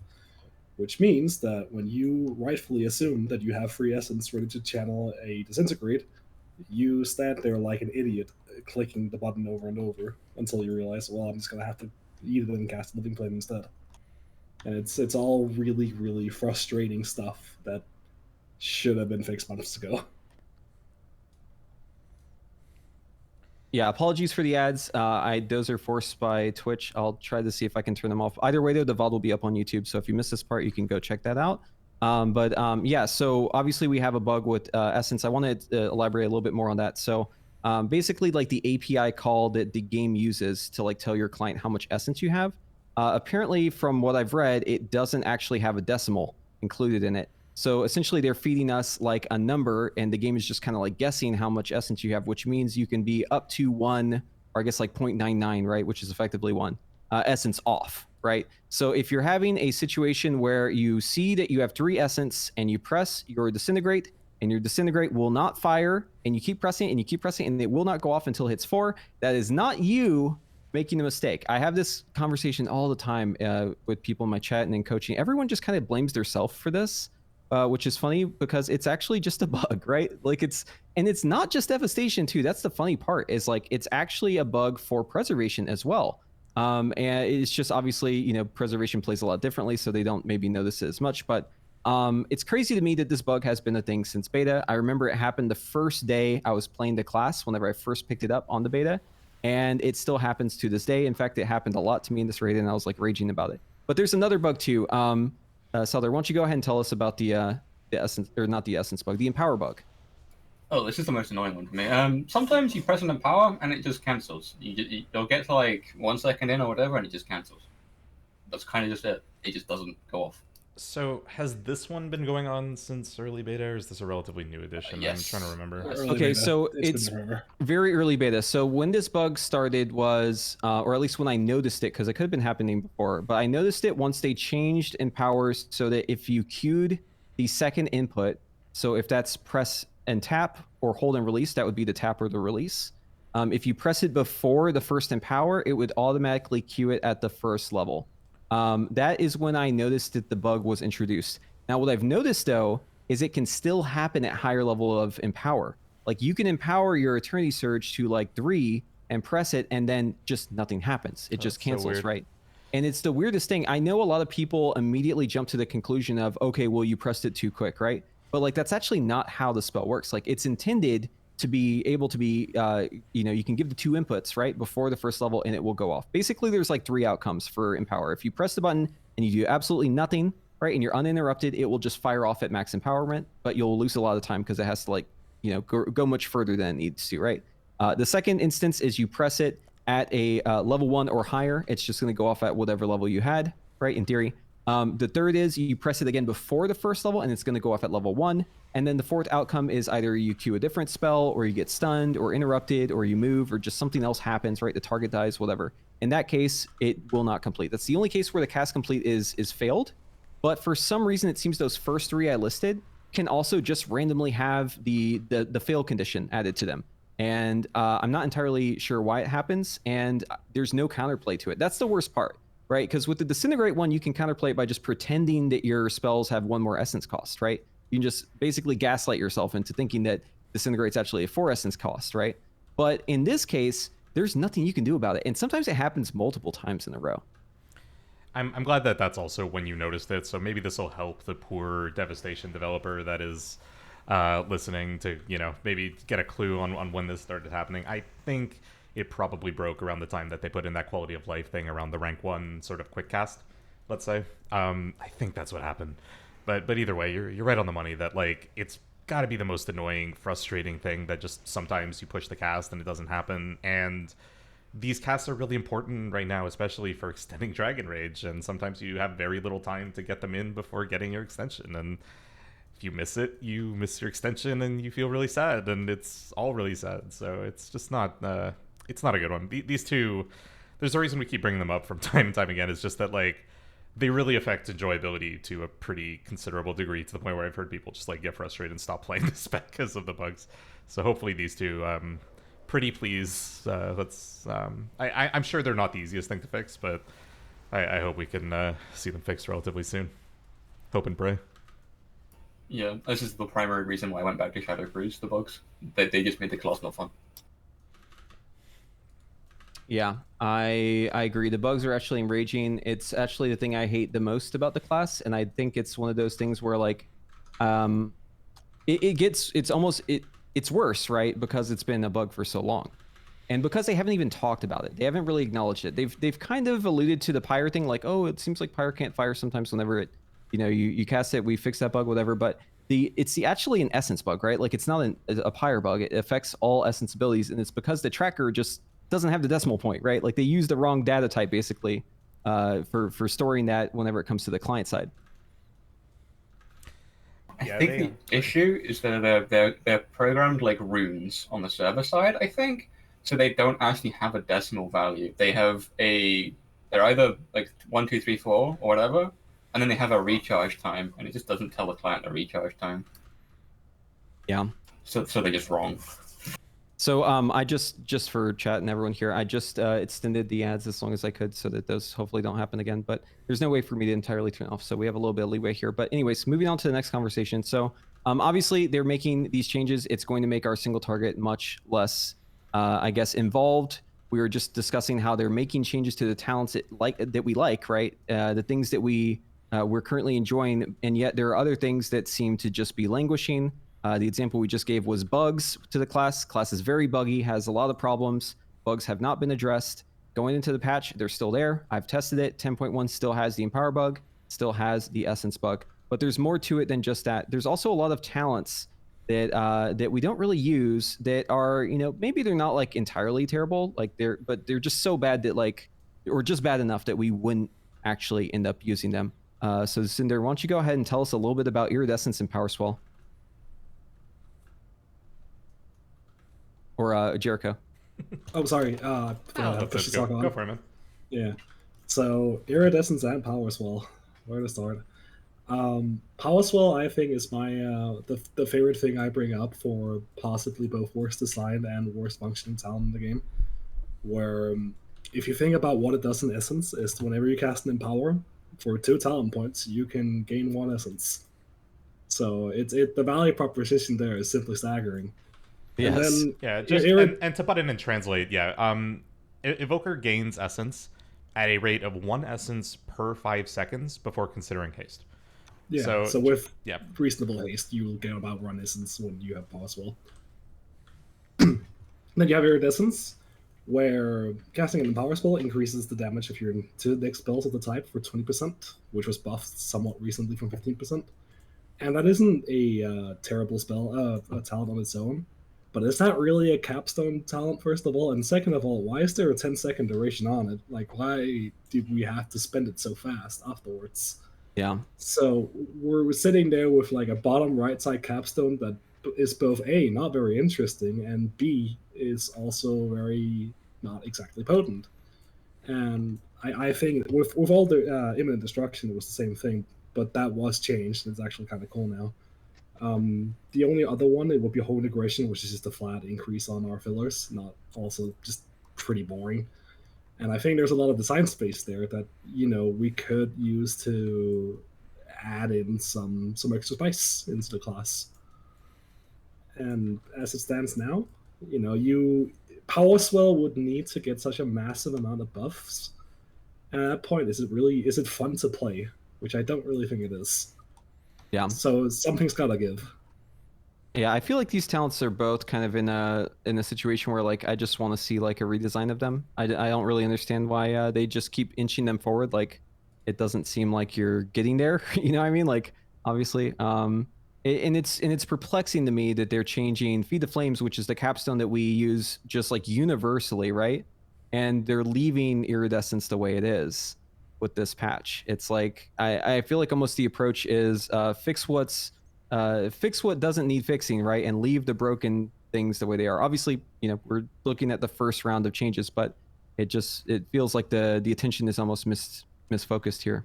I definitely, if I may, I definitely think it brings me life that they are sort of adding some new functionality in this patch with Raging Inferno and with Imminent Destruction. Like, I'm glad that we're at least getting like a little bit there. But I think what we're all kind of subtweeting here is that like if we're going to lose some of the complexity around I hate the phrase skill expression, but I'm going to keep saying it just because that is sort of the theme, is like, again, how do I sort of make my gameplay feel like fun to sort of play at skillful level, right? Is if we're losing that complexity, then hopefully it could come from somewhere else. It could be a talent that sort of changes our sequence of optimal buttons because it does something cool, or maybe it even gives us a new button that interacts with existing spells in a different way, right? There's room through talents, of course, to sort of spice up gameplay. And so I think it is just it's looking a little more sad, especially because we're losing some of that complexity going into this patch, to sort of see these missed opportunities still here in the tree. I think that's got to be the main through line here. Yeah, I also just want to go back and honorable mention for Hoarded Power being a pretty potent talent that is boring as hell. Yeah, I know, right? At Unless least you it like has the gambling. RNG. Yeah, I was gonna say like it. There is I mentioned in my post that Dragon Rage extension right now is a combination of gearing for haste, getting external haste, knowing the gameplay loop, executing it, and having a little bit of luck, right? So you want you want to spice it up a little bit. It's good for that at least, but yeah, that's about it for sure. It's not doing much. It's a little funny that it's like unintentional too, that they made like the whole hook of the class right now, at least for me personally, is like completely unintentional, right? With the extensions. That brings us into another talent. So I mean, this is a talent that like I don't really see people taking like at all unless it's like PvP, but Recall. So obviously if we're going to be using Imminent Destruction a little bit more, I think it's time for us to talk about Deep Breath a little bit. So Deep Breath, obviously very fun spell. Love raining down fire, like on paper, love raining fire down from above. But to me, this one feels a little bit weird because, well, first off, we're not actually in the air, right? Like ground effects still hit us. And that to me, like immediately makes me wonder like what's going on here, right? Like if the lore is that you're raining down fire from above and you're flying, but you're still being hit by roots, ground effects, fire on the ground, lava. It just feels really kind of wonky. Also, it's super dangerous to use as well, because if you just rip that like willy-nilly and there's something on the ground, it can just kill you, which is fine if it's something that's, directed or it's just AoE damage. But if it's on the ground, I mean, come on, right? Like we're supposed to be in the air. Couple that with the fact that it's a little bit buggy, right? Sometimes whenever you're trying to use Deep Breath, it just won't go off. Or sometimes it'll just go like way further than it should, right? Think of Rezaget knockback, right? Like if you've ever Deep Breath on Rezaget to stay on the platform, and then you've been killed by the beam because you were stuck in your deep breath for like 3 extra seconds than you should have been, you know exactly what I'm talking about. So I feel like this talent for recall over here, which is just like universally not used, right? Because it's a GCD, could probably do something else, right? Either you send off like a bronze dragon that looks like you and does the deep breath, or maybe just like make it off the GCD. I would just love some consideration for deep breath. I don't know if you agree, Saeldur. Oh, I like the idea of having a dragon do it for you, so I don't have to be stuck in that awful animation lock. It makes it so horrible to use. I was doing testing specifically for deep breathing and firestorming with imminent destruction for AoE earlier, and pressing the deep breath into the firestorm just made me want to like just uninstall the game immediately. Yeah, because no, this is a perfect caveat. So in AoE, right? Like let's just like run you through how it's gonna look, right? In Paint. So like you start off, right? So like here's your Evoker, right? And then here's all the mobs that you want to hit over here, right? So the step one is you got to use deep breath, which is this green line, right? You got to shoot through the mobs to hit all of them, right? But you need to land in a position so that whenever you use your fire breath, right? Which is not coming up next, but it is coming up soon. So that you can hit everything with your cone. So you basically, you go over the mobs, right? You have to turn your camera while you're midair. You have to cursor macro your firestorm, so they hits the mobs, and the mobs are central, right? So if the tank moves them, they'll still be in there, right? And then you have to immediately pop your Dragon Rage, and you have a little bit of time, 1 GCD, to like kind of move your feet, shuffle a little bit while you're in that GCD. And then you're going to immediately Fire Breath, right? And you have to have a cone so that you hit all the mobs. Obviously, you want to hit all of those mobs with that into an Eternity Surge, which you would fully channel. And then after that, you're going to start throwing out your pyres, and that's when you can actually move. So I've kind of drawn like the Deadly Hollows here from Harry Potter, but basically it's like you're whipping your camera around back and forth, and you're doing cursor macros constantly, wild. And the whole thing just feels really, really bad to me personally. I don't know how y'all feel about that. Why don't you go ahead and tell me, Jericho? Deep breath has to be probably the most underwhelming 2-minute cooldown in the game, with the most awkward targeting that takes you out of combat for the longest time, that also has like the highest chance of just straight up killing you. Like, there's so much about it that's just so dangerous, so frustrating, so clunky, and the fantasy is there. I love the fantasy, don't get me wrong. Let's jump up in the air and rip some fire on our enemies, and that's awesome, but it takes too long. It takes you you lose control of your character. It's super dangerous in M+ and in Raid for so many reasons. Swirls on the ground, enemies coming at you, like aggro. I don't know if you guys have died closer. Yeah. Oh my god. So, you know, and like I would love to see at the like I've definitely suggested the you know, Bronze Dragon style, you know, hey, let me talent into something that makes deep breath just a thing that like it turns it into Breath of Sinjarosa, right? It just turns it into like I send a dragon to do the deep breath, and like, yeah, I mean that's not as clever. Like, I get that, but also it would remove so much of the frustration around using the ability that like God forbid we get something like that for PvE. Like, that would be very nice, right? So. Yeah. And I want to add to that, like, sometimes I want to move with deep breath, right? So it's not a talent I would always pick, right? Oh yeah, for sure. It would be great to have the option, right? And like, so going back to the fantasy, right? The fantasy is you're in the air, you're like Onyxia. This is what they were talking about before they revealed the class. It's like, oh, you're like Onyxia raining death from above, right? But like, you're dying to a puddle on the ground while you're doing that. I know, it's wild. So like, is that really the fantasy? Like, I appreciate that it breaks me out of roots and stuns and stuff, but like, why the hell am I getting hit by shit on the ground when I'm supposed to be in the air? So I feel like there's something that like hasn't quite been figured out here, but it will be figured out soon. Like something like how rogues have killing spree and there's like a damage reduction that they get. I would love if there's a way for Blizzard to like categorize certain spells as quote unquote ground effects and have them not affect you if you're in deep breath, but I'm not going to hold my breath that they're going to go through the time and like actually, you know, do that and like also have it be accurate, because we all know how that kind of goes, right? Very often spells, if they are flagged a certain way, there's just like exceptions to them that are weird and unintuitive. So I think that almost the approach here should be, in my opinion, it should either be like you have a talent where you send out a dragon like we're talking about, or it's something where you get like some sort of damage reduction on it. Now there are bad implications with that though, right? Because it's kind of a can of worms. If we do that, then it's like, okay, well now deep breath is another personal, right? Yeah. And now we've got a whole other thing where it's like you're equating damage and utility with the stun and also defensives in the same move. Probably not ideal, but I do think that the current design just feels really, really half-baked. What do you think of that, Zindurn? What's your opinion of this? I think, ultimately speaking, I think the best of all worlds is having something that does the deep breath for you, because it means you don't have to deal with the hassle. It also means in the cursed timeline where we're casting deep breath on single target within the destruction, we don't have to set an animation lock every 1 minute or 2 minutes if we're running the talent, or not running the talent. Um, Aside from that, there is one more small thing I would change about deep breath. I actually really hate how it distributes damage, like it's doing it over the duration of the deep breath itself. And I think for such a like an impactful, cool, flavorful ability, why is it not one big number? And I know that's like a really petty thing to assault during How's it so work right now? many It other takes like things. three. It takes three separate times on Yeah, each it's target. It's like 3 in a separate like partial Yeah, tick, yeah. and it's super underwhelming because it's like all those small ticks. But if you get like a 200k dragon, a deep breath crit, right? That's awesome. Yeah. Also, another silver lining with being able to send out the dragon instead of going there yourself, it means that you have a bigger grace period for running away once you snap threat, which will Yeah. be a big thing. So that's an important thing to talk about. So we mentioned threat before, but so there is a mechanic that I know a lot of players are not aware of, because I talk about this, and even in my guild, like some people had the wrong impression of it.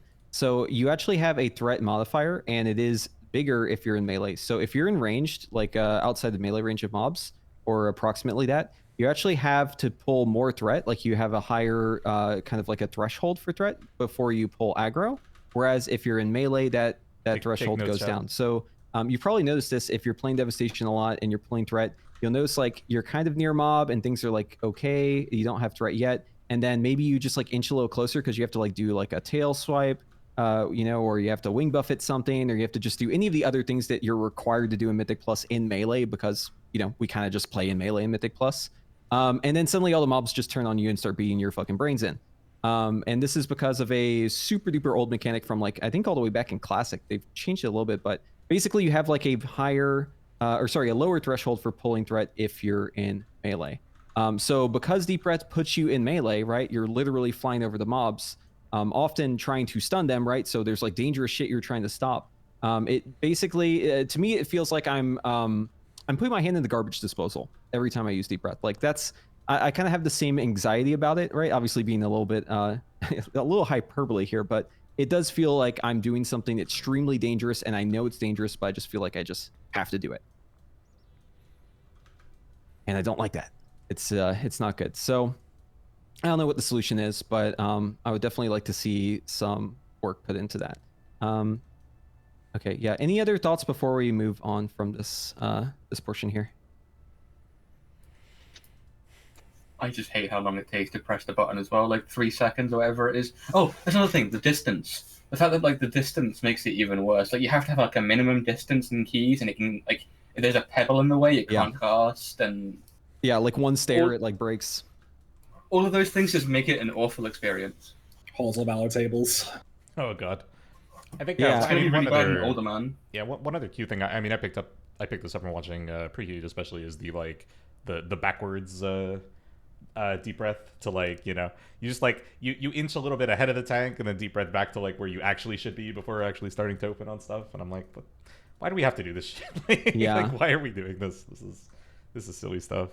Yeah, So. for clarity, Jericho's talking about basically, so like if you know a spot like an endpoint is safe, you basically jump into the mobs and deep breath away. It makes your stun happen right away, and also it's just like way safer. But yeah, I mean like it's just so silly. Like I just wish I wouldn't have to deal with that at all.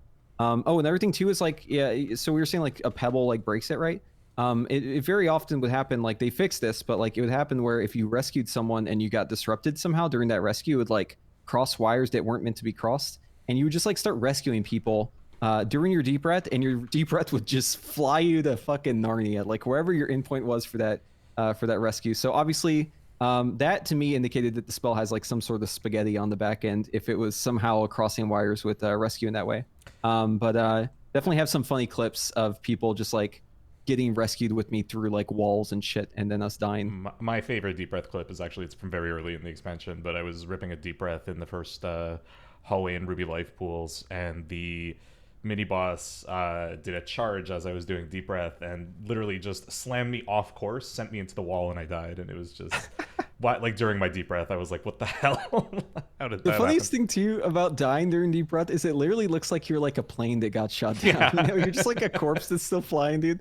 It's so funny. But yes, please, Blizzard, if you're listening, just something that would allow us to maybe not have to put our hands in the garbage disposal would be great. With deep breath, we'd like to not have to take unnecessary risk, or make it so ground effects don't hit us. Because I feel like that's really the biggest culprit for me, is just getting hit by like a thunder spawn on Razagats. Like it spawns after you're already deep breathing, and it's unavoidable. Something about that just feels really unfair. Echo, Okay, so plus I one. want to move. Yep. Oh, yep. Yep, Thank you. plus one. Go for it. Thank you. So I want to move on to our next topic. So looks like we have about 30 minutes left. So the takeaways, right? Big takeaways. Is there anything else that we want to kind of discuss here before we move on to questions and answers? Because I think we've pretty much talked about everything, but I want to just make sure we haven't missed. Is there anything else, Jericho, that was on your feedback? I know you put a really good feedback post up on the Why don't I pull forums. that up real quick just to see? Maybe Yeah. someone else. I'll take a quick look. Also, like, just to plug this really quick, so obviously be respectful when providing feedback, chat, but if you go on the forums and you see something that you like, make sure you click that little heart symbol. So if you see Jericho's post, be sure to click that thing, because we want to make sure that they know how we're feeling about this stuff. Whenever they look at feedback, they kind of just look at everything. So, if you have your own take too, just make sure you post that, but just, as always, be respectful.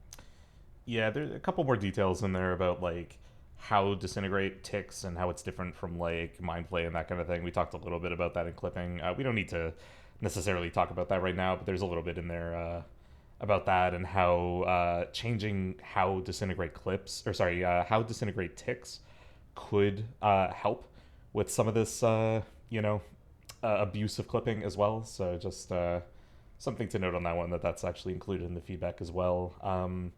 But aside from that, I think we covered most of the 10.1 things, as well as some things that I didn't mention, but that are very much top of mind. So I think we're in a good spot.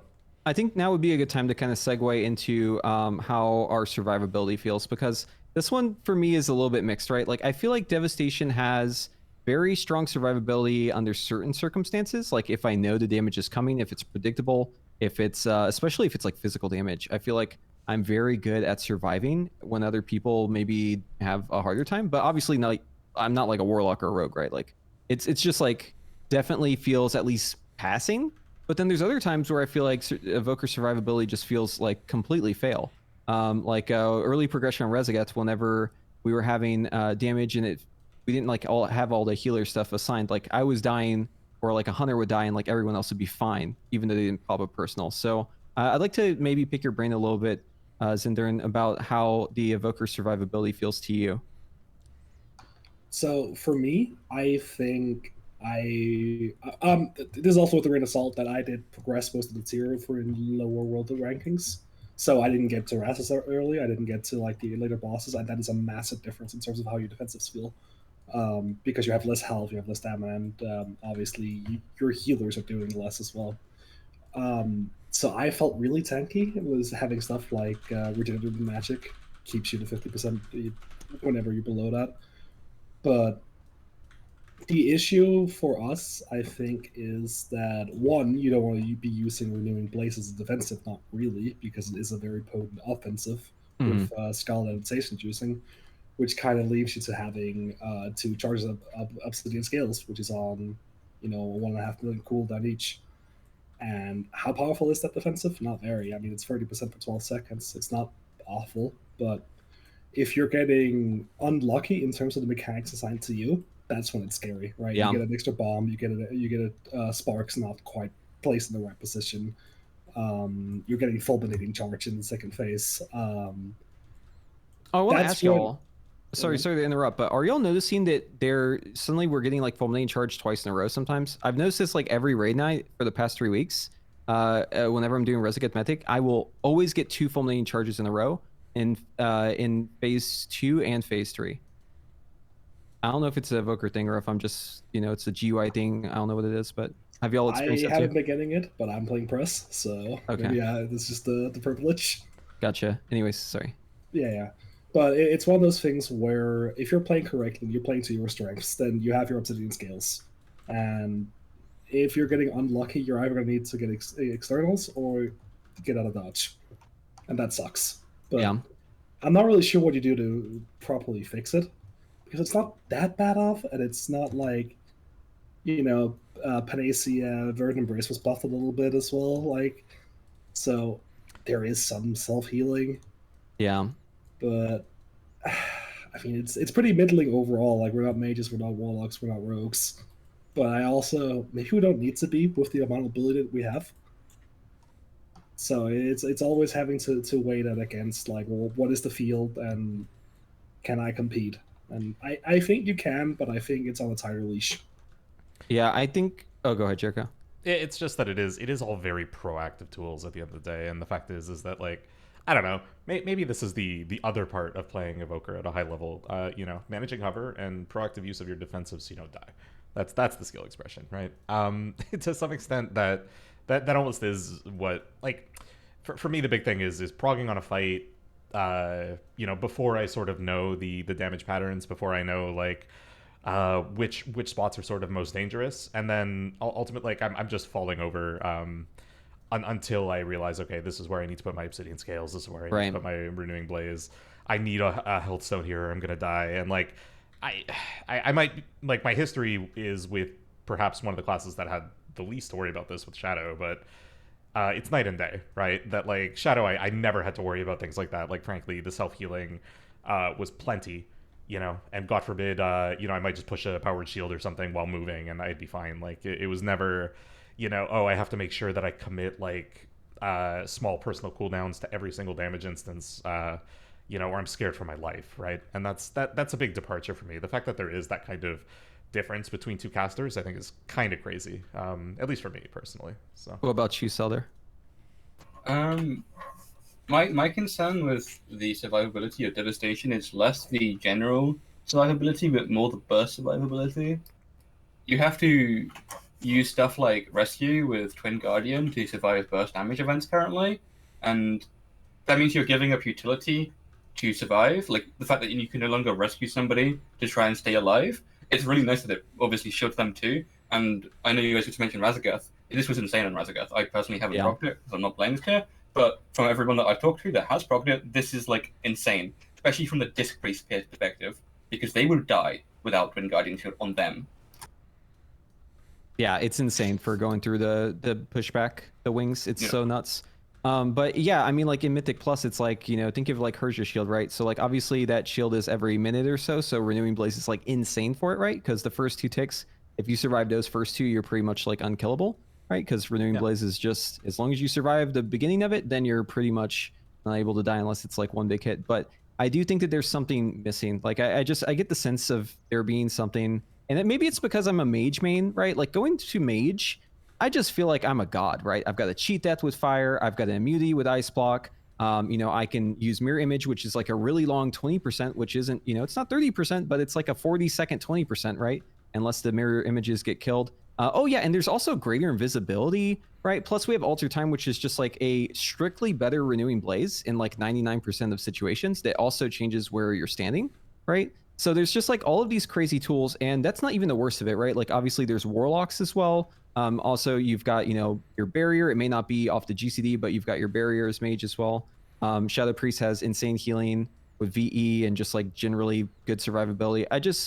I feel like it's almost, it's weird, right? Because like there's some range that just have it all, and then there's other classes that just don't really have it, right? And like Ret is another example of a class that kind of is in the bin right now, but like they're getting the most insane rework with like, a 2-pointer now. It used to be a 1-point, but now a 2-pointer where so you get 10% more stamina, 10% avoidance, and armor, right? Like, yeah, still a wild mode for sure. Yeah, it's still wild, even though it's 2. And like we have a 2-pointer that just gives us 10% stam, right? And that's it. 6%. And we have to put 6.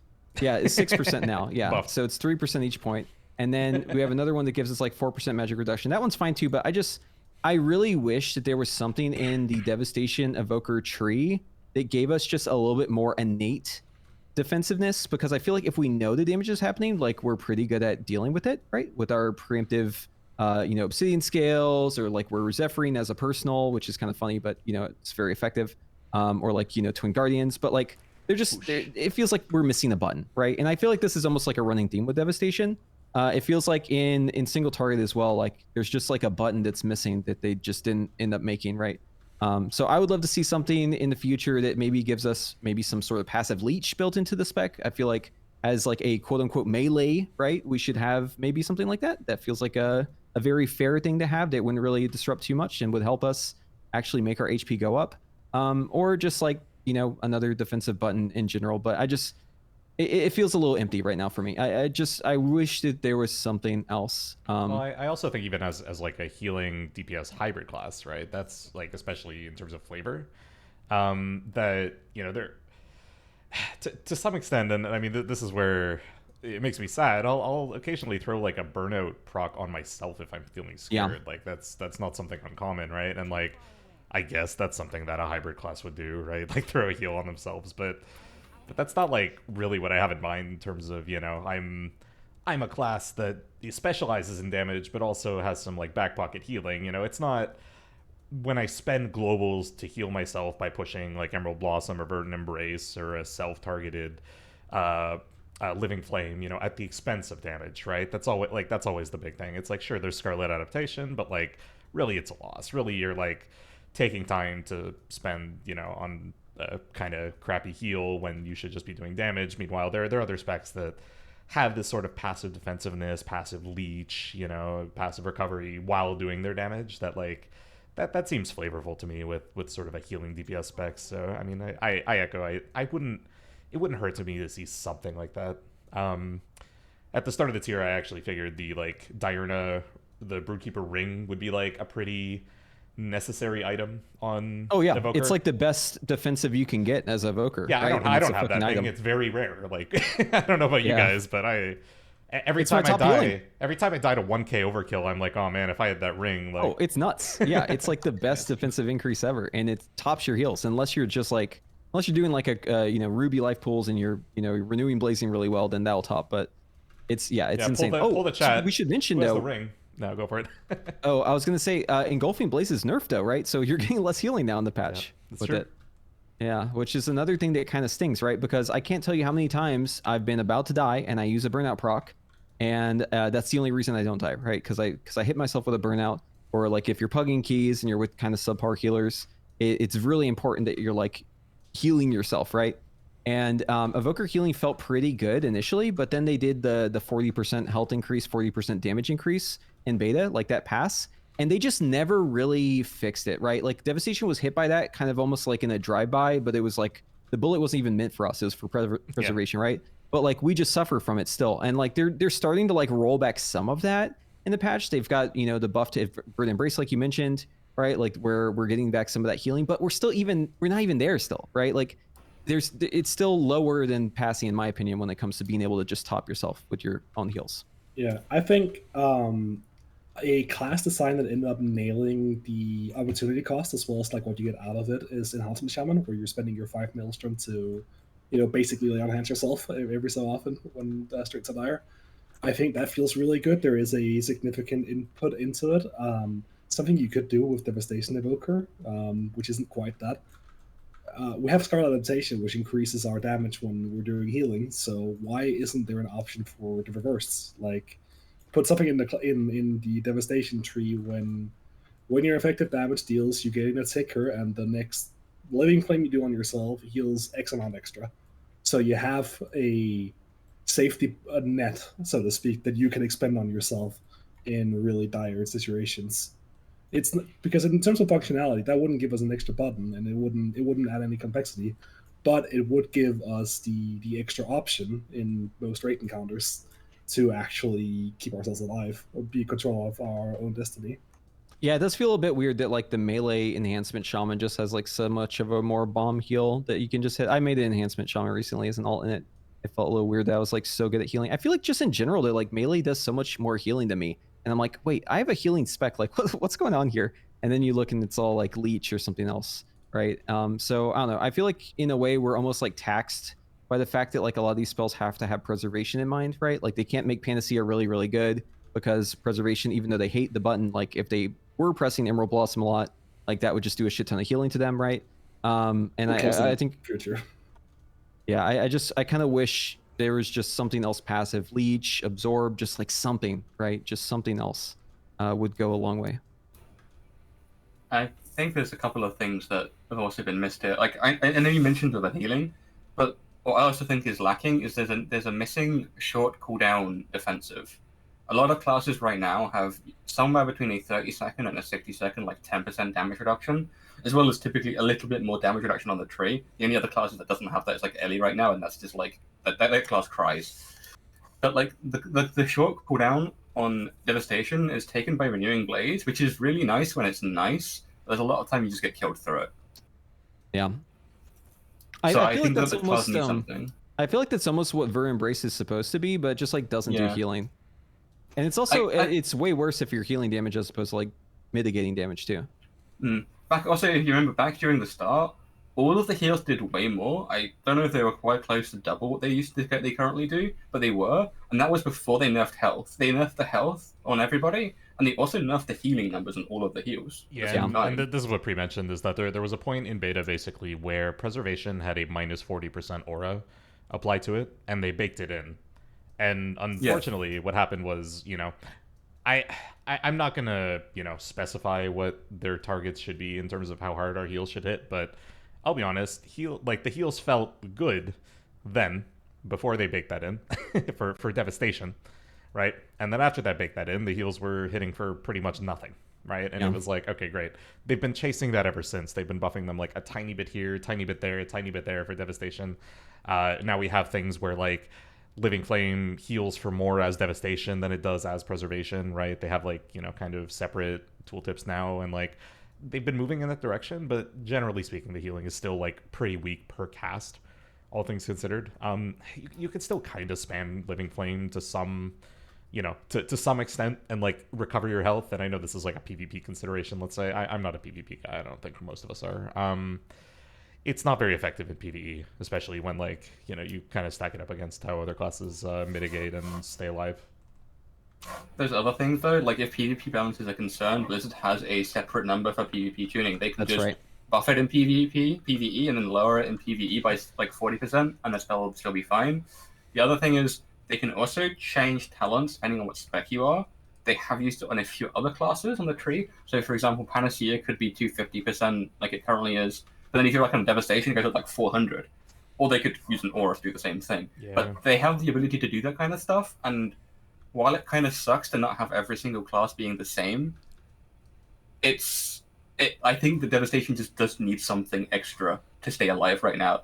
Like being able to just top yourself would be good. I think someone in chat, Silrena, just mentioned that like an absorb like the ring would be nice, and something like getting an absorb from fire breath damage would be great. Like how like Warlock has the shield, Priest has the Yes. shield. Soul Leech. Having a like basically having fire breath like give you up to like a 10 or 15% absorb shield based on the damage it does, like probably like a 10% leech number on it or something, a 15% leech number and a maximum cap.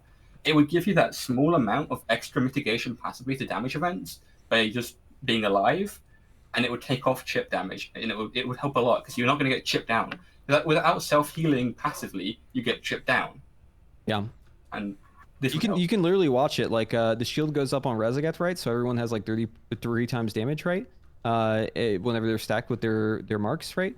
And you can just watch the raid frames. Like Evoker health just stays the same, and like everyone else, almost pretty much every class in the game else has their HP either going up passively from just dealing damage or some other aspect, right? There's very few exceptions. Mage and Hunter to an extent, depending on which pet you have. Obviously, Leech pet is best. If you're not playing a pet, obviously that would affect you. And then, there's some others as well. But like for the most part, it seems like almost every class has just like Leech built in. So whenever a damage amp is up or whenever there's AoE happening, you're sitting high and mighty, right? Dathia adds, you're great, you're topped. And then as Evoker, you're at like 50%, right? And healer, in often cases like that, the healer is not really paying as much attention, right? Because everyone else is kind of good to go. So it also should be mentioned too that like this is a very, very good preservation tier that we're currently in. And preservation has the most busted short cooldown with time dilation, right? 1 minute cooldown that just basically has the most insane damage mitigation, giving you stagger on your damage. If preservation is nerfed in the future, or if the healer meta changes, a lot of the reason why Devastation works right now the way it does is because you have access to time dilation. You can get that external from a different class, right? If that's not the case in the future, I think we are kind of we're on the edge, right? Like we're right on the edge where it could be a case where you just can't bring devastation because it just can't live, right? And you don't have these additional safety nets for it. So I would really love to see them add more to it. They have a lot of room to grow it. It's not like we're overpowered by any means, right? When it comes to defensives, there's classes that are just like well above us, right? Like in a different world, they're just playing a different game, right? Like Fire Mage playing a different game, Warlock playing a different game. So there's a lot of room for them to buff us. I wish they would be less apprehensive about giving Devastation these defensives. Yep. No, I wholly agree. Like, I don't like feeling like I'm just dying in a raid. Your just health is passively just going down, whereas some classes can maintain or even go up, depending on what's happening. I just feel so scared all the time. Like, yeah. I don't like it. Yeah, I hate like using burnouts on myself too, because I do that so often, right? Because I'm like, I just don't want to die, right? And like, it costs you damage too, right? It makes you do less damage, so it just feels really, really bad. So before we move on to the next conversation, hold on, I'll let you finish that thought, Zindurn, but I just want to ask the chat. So let's go ahead and get some questions for like a Q&A. So if you have any questions, go ahead and put them in the chat now. This is the time to do that. All right, go ahead and say what you're saying. Yeah, I was thinking that maybe the justification is the amount of mobility that the Evoker has, like to not stand and stuff, to not be hit by outside effects. But then I think, well, Preservation has the same amount of mobility, and it's an immortal spec as well, because you have self-lay on hands on Burden Embrace every 15 seconds. So if that's the justification, I don't agree with it. And it's the only one I think that even like sort of makes sense. So yeah, give us a little bit. The other thing is, you can tell it's especially this tier because if you look at like Blue Silk and Lining and what specs can run it, like Warlocks can run it, but they play Amos currently, and Shadow Priest can run it, and they do. And the uptime on like Blue Silk and Lining, even on hard fights and the Shadow Priest, is like 60+%. If you try running that on a Devastation Evoker, you're like less than 30. Yeah, you're gonna be like 27. Yeah, it really kind of shines a light on how imbalanced the defensiveness is. Okay, so I saw a question I want to immediately jump on here because it kind of opens up a wider conversation. So, Farsteer asked, what would you like to see replace the staff next season? So this is actually an important note. We are still keeping our staff effect, it seems, and it's probably worth it to at least start the fight with your staff on, get the zap out, and then swap it, right? Because you can swap your weapon in combat. Obviously, there's a whole other conversation for Mythic Plus. I'm not going to get into that, but it seems like there's some incentive probably for you to get a Mythic staff now, even in the next tier, unless they do something to change it. And if they do change it, then we also, in that case, kind of bad too, right? Like we just lose our staff single target, which is a good amount. So Saeldur, how much are we losing in terms of DPS if they just disable the staff? It's about 3.5%. 3.5%. We lose. Okay. From the staff is giving us about 3.5% DPS right now. If it was in the sim I sent you earlier, that was the no Egu, that was the staff turned off. Same the weapon is still equipped, same eye level. It's just I turned off the active ability, and that's how much damage you lose. And another point to note is the weapon doesn't actually do that much damage. It does a lot of damage, sorry, but it doesn't do that much damage in the terms of like what if you had other things to do, you probably should be doing other things. There's a very high chance that using it is only going to be good very early on in the tier before we get high eye level. Like, so on progression, you're probably going to weapon swap. But after progression ends, you're not going to want to use the weapon swap anymore, thankfully, because you're just going to do more damage during your regular rotation. Because another thing that no one seems to know most of the time is weapon swapping costs you a global. Yes. And it's an unhasted global, 1.5 seconds, and that will be during Bloodlust. Swapping is bad. But early on, it could be worth it because you're going to be able to pre-pull with it. You're going to be able to pre-pull, get that 1.5 second part of the cast off before the pull, and then pull with the laser beam. And at that point, yeah, probably worth. But only once. But, Saeldur, I think you can weapon swap during Deep Breath. Can you? I think so. Imminent destruction, baby. Let's go. I'm doing it on the PTR right now, so I'm just saying, I think... Dude, could you imagine? I think that's the tech. You open with the staff, you deep breath immediately for imminent destruction. While in the air, you're swapping your staff. This is just... I'm doing it right now on the PTR. I'm just saying. I think that's the play, guys. God, I hate this. Get me out. I can't stand... I hate it here. Okay, yeah, so I mean, obviously we're losing the staff damage. I think it's pretty clear that they need to do some form of tuning for us because we're losing a lot of single target with these changes, right? Like if they want to move forward with this stuff, our single target's kind of in the bin, I think, especially for Mythic Plus talents. I think they should disable the staff and put it as an early talent point. Because You'd I want a think talent point for it. Oh, just an early talent point instead of one of the boring ones we have now. I think would be super cool. I think it And- should be. Oh, go ahead. Sorry. Yeah, you know how Godzilla powers up, like the scales slide up from bottom up to the top, and then like the big beam comes out. I think that would be super cool. Yeah, I mean, Instead of just holding up. I like the idea, but like having it be a talent, it's like such a boring talent, right? So like I kind of hate it as a talent, but also I'm like I like the effect. I almost just want it to just be like a baseline thing, right? Just like give us like a new ability, right? After the staff has gone retired, just every evoker gets it just for free. Just a new racial kind of in a way. Yeah. I feel like another thing with that is I feel like the Evoker does not need long cooldown abilities like the staff. They need some short cooldown abilities that add something to the rotation, and adding staff does not add anything to the rotation. It's just a button you press and do damage. I was gonna say you're so down bad to add this like 4.5 second like beam every 3 minutes. That's how hard And we're ain't hurting for like, anything, right? Yeah, that's but that's how bottom of the barrel we are looking for complexity. It's like, oh, chilling the staff is a skill expression. You know what I mean? Yeah, Sael, I think you mentioned, I hope this doesn't derail, but I think you, like, in our conversations mentioned something like making Shattering Star contribute cooldown reduction or something as, like, one possible, like, little helpful thing that could help a lot of our goals here is, you know, buttons like Shattering Star are very cool because they add flavor to our rotation and sort of inform how we order our spells and when we bank resources and that sort of thing. Like, that's very neat. But it almost seems like there's a world where stuff like that could be at odds with our cooldown reduction minigame and, you know, various other little things. So if they could find a way to, you know, like improve and add on, you know, more stuff that layers on similarly to Shattering Star, but also make sure that stuff is not at odds with our like disintegrate uptime game and our like, you know, cooldown reduction game. I think that's pretty important just to make sure that stuff is still helping us with those goals. So yeah. So we have another question from Silver Prism who asked, what would you add in lieu of clipping for complexing the rotation or change? Zindurn, you want to answer this one?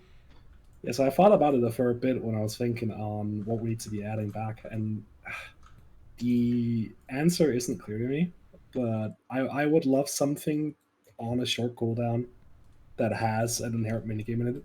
I think something like an execution sentence on a short cooldown where you're amping some damage and it explodes. Can you elaborate on what that is, since I'm a Shadow 1-trick and a Devil 1-trick? I have no idea what that spell is. That's a 2-trick. Oh, sorry. So what execution sentence does is you hit the boss in the head and it charges damage and it explodes at the end. Yeah, there's a lot of permutations on that. But the long and short of it is, I think we could get like something that marks, and then we've built up so we have some essence burst going into it. We have enough essence, like similar to like our Shattering Star window, but like to a harsher effect. I think that could be cool, but I don't have like a great answer in terms of what makes the gameplay loop interesting, because I think pressing disintegrate is really fun, but I don't want it to be all it is. Yeah, for me, I'm thinking like Blizzard, right? So I'm not adding new stuff. I'm just like playing around what they got in the first place. And like, I think if you had something that fundamentally changed your Dragon Rage, like how it feels to be in cooldowns, I'd be happy. So I would like to see causality first off go off of ticks of Disintegrate, right? So that if you channel it faster, it's actually better and you can actually still chase Dragon Rage. I would like them to at least give 1 more second back to Animosity, right? Give it a little bit more wiggle room, and then make it so that there's maybe a talent or something baked into Dragon Rage where it also makes your Disintegrate's channel considerably faster, right? So essentially it'd be like baking in almost like our own PI into it. So whenever you're in cooldowns, it feels like things are much faster paced, and they're also, you know, it's like the razor thin margin, right? Like between getting the extensions and not getting the extensions, there's still that loop of like, okay, am I gonna get the extension? Am I not? Maybe you're not clipping, but maybe Disintegrate's like, you know, it's shorter. It's like, you know, where the 3rd tick would be or something to that effect.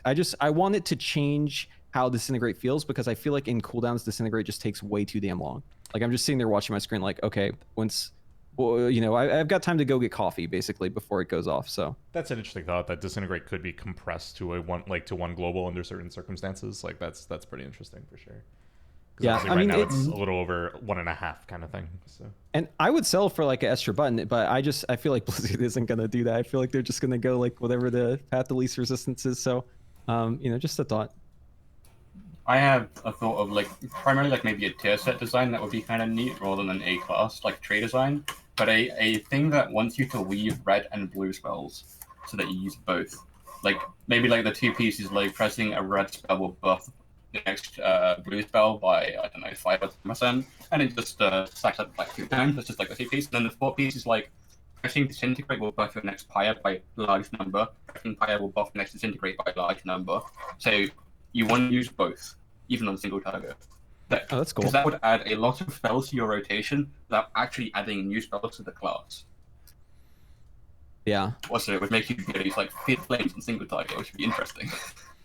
I definitely think there's room to iterate on the like red and blue stuff for sure. There was a lot of speculation sort of very early in beta and before we saw a lot of this stuff that like they would play into that, and I don't think they really ended up doing that very much. You know, again, we have Iridescence, it's not very good. And frankly, I don't want to harsh anyone's mellow, but Iridescence really doesn't affect how you play. Like, you take that thing and you still play the exact same.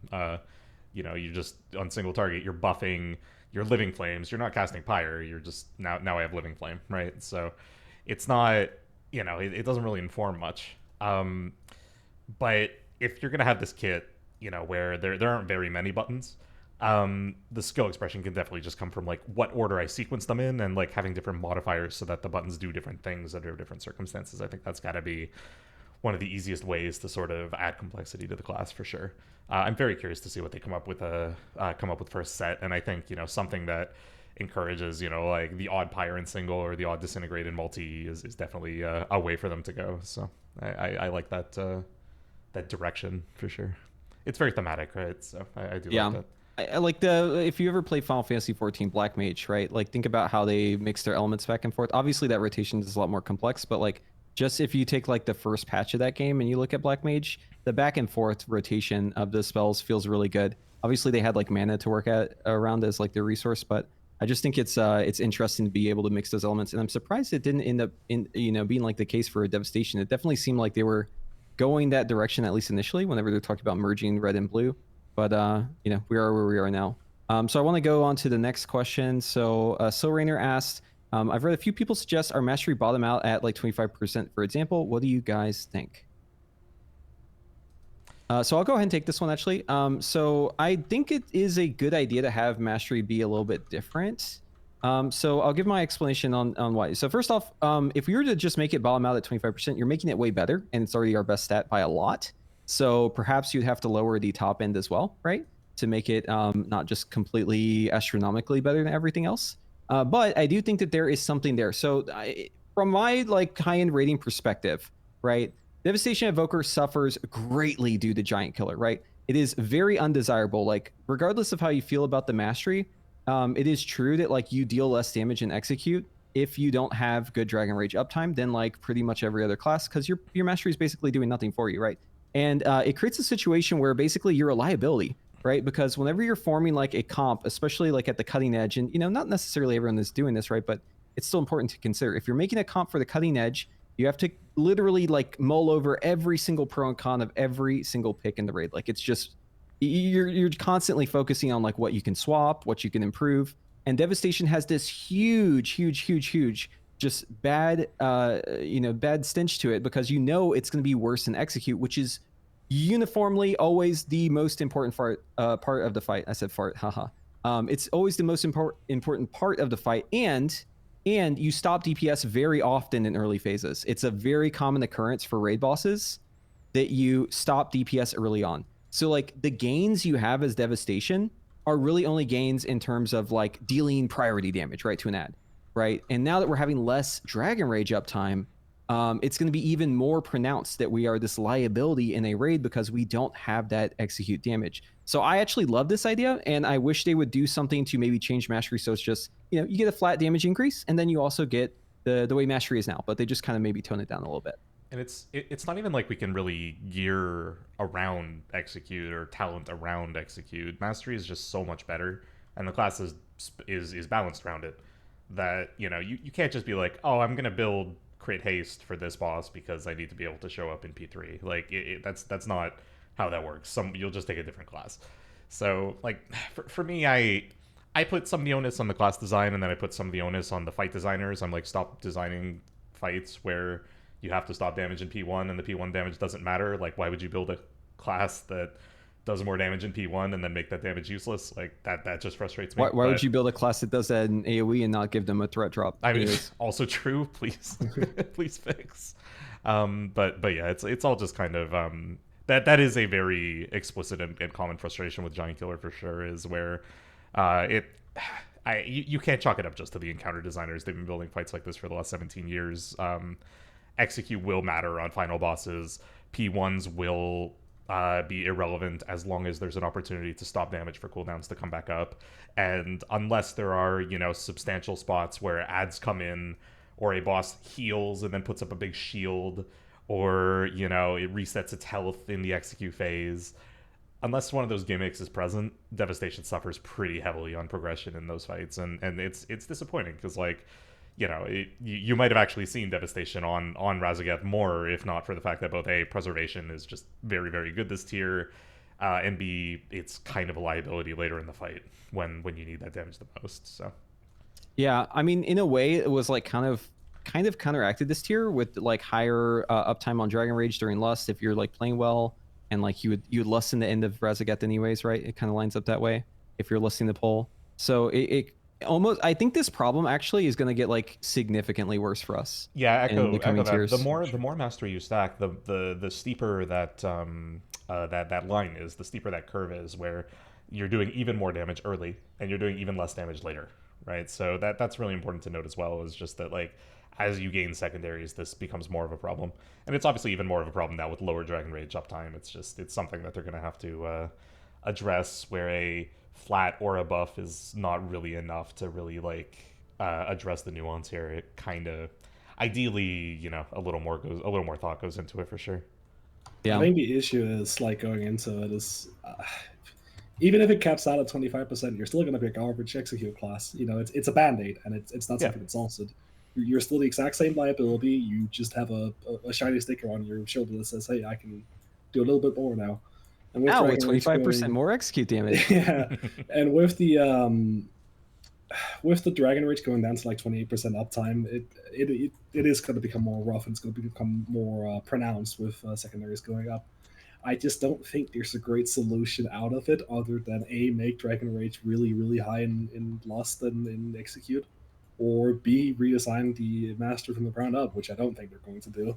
Yeah, I don't think they're going to do that either. It kind of sounds nice, but how far have you gotten if you add that capstone to it? You haven't really gotten anywhere.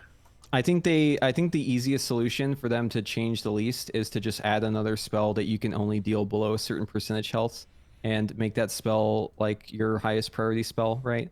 Like basically adding in like kill shot's a bad example because for BM it's very low prio, but something to that effect, right? Just like an execute ability where you're not just like always doing more damage in execute, but at least in single target you can mitigate that, right? Because this issue is present mostly in Raid. In Mythic Plus, it's not hardly an issue, right? In fact, damage just tapers off in Mythic Plus more anyways, and like you want to prio damage on the higher health target. So in a way, like Devastation is actually like at an advantage here because you're dealing more damage to the prio target to even them out and reduce the amount of time you spend on the pull. But in Raid specifically, it needs something, and I think this is something where we should be sounding the alarm earlier on as opposed to later, because I really do think this is going to be like a huge problem for us in coming tiers, right?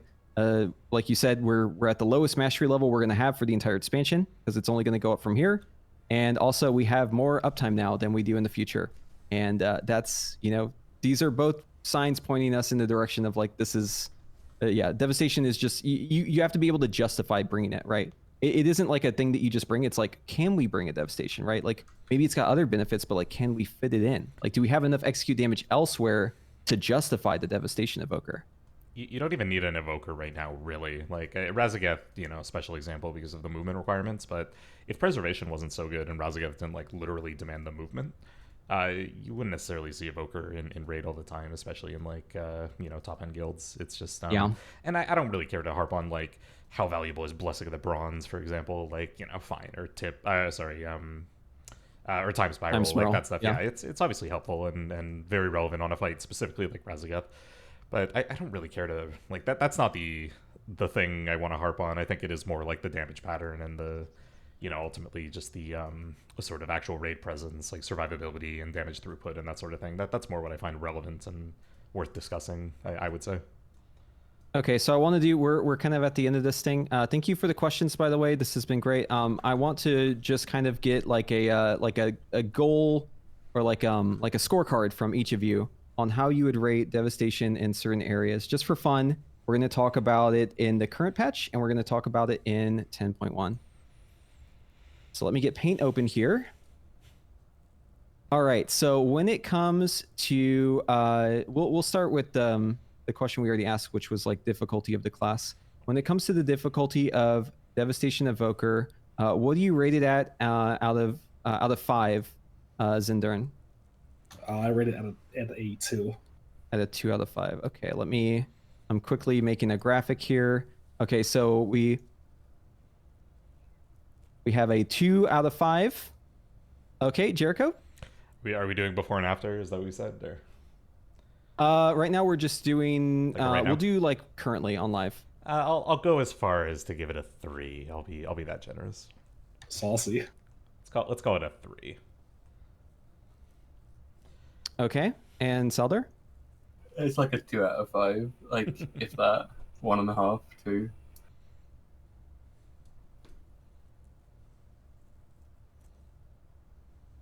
All right, and then I think it's a 3 out of 5, like solidly 3 out of 5. Not any closer to any direction, just right there, and that's only because of the clipping and stuff. Yeah, I think if you have experience talking with like new players and like maybe who haven't like figured out the spec, it's pretty clear that there's a little bit that's unintuitive and requires a bit of explanation. But once you're there, I think so.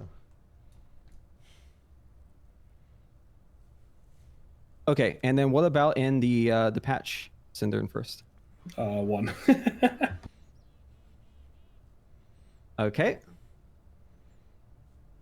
Jericho? If we're doing half ratings, I'll give it a 1.5. I think there's a half point reserved for like hover play and uptime.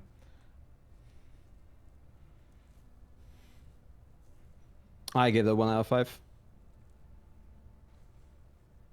And Saeldur?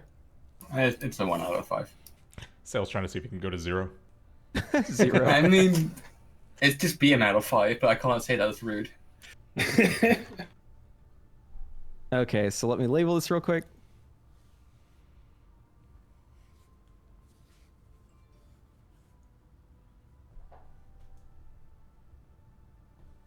All right, next up. So so there is our now and then on this. So when it comes to your viability, like how much we would want to bring an evoker to the raid. Let's say you're a raid leader in a CE guild, right? And you're looking at the raid bosses. It's not this tier, it's next tier, right? You're looking at whatever the new boss is. So we don't know if there's like a wing like Razageth has where, rescue and times for all super important. We're just going to guess based off of like the current impressions. So where would you rate Devastation Evoker in terms of how viable it is or how much you would want it in your raid comp, Jericho? Oh god. Okay, so not having looked at any of these fights and assuming that we can expect like a final boss where maybe there's a damage shot, just maybe there's an assuming execute normal. phase. Yeah. I think it's a 2. I think if you have a good Devastation Evoker, you can bring them and they won't hamper your progress. But I don't think I'm going out of my way to try and bring a Devastation, especially with like the ST nerfs and that sort of stuff. It's not looking great. All right, so we go with 2 out of 5 in terms of viability. How about you, Zindurn?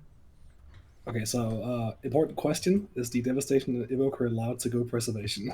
Oh my god. No, they are one trick on the on Devastation train. I think Jericho hit the nail on the head. If you have a really good one, especially in like top 500 guilds, you're probably still happy bringing one, but it's not really. It's never going to be a necessity in the way it's signed. So yours is 2 out of 5 as well. Yeah. All right, how about you, Saeldur? Is this currently, or? This is in the next raid, assuming that they make Oh. the changes in 10.1 and those are realized the way it is currently. Like 1 or 0.5 out of 5, I see literally zero reason to bring one.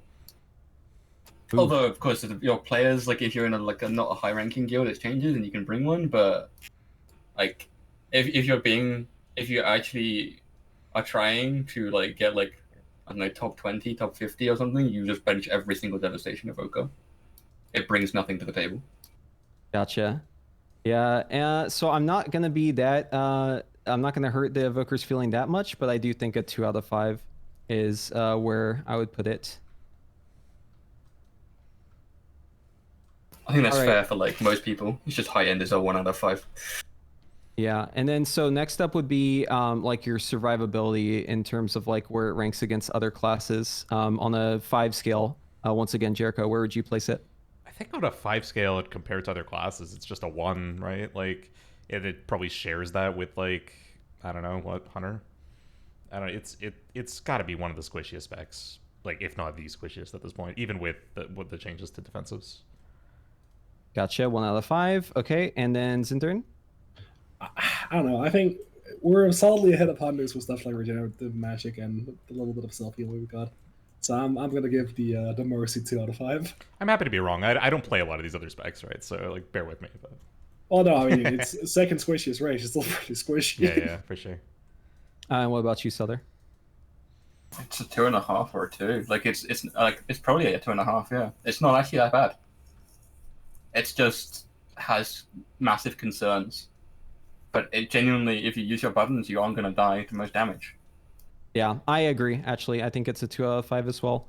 I definitely think it could be better, but I think it's like solidly in the middle. I guess like which I mean, I don't want to derail too long, but like which specs are obviously worse?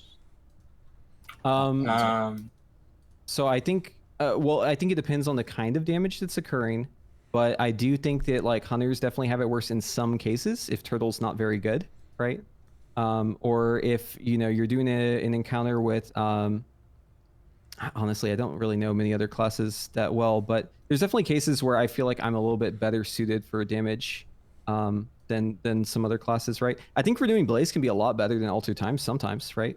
It just kind of depends on like the kind of damage that's going out. Right. And let me just preface this by saying like I think 1 out of 5 out of that 2 out of 5 is Renewing Blaze, and then the rest of it's like Obsidian Scales. I think that's a fair assessment. Sounds good.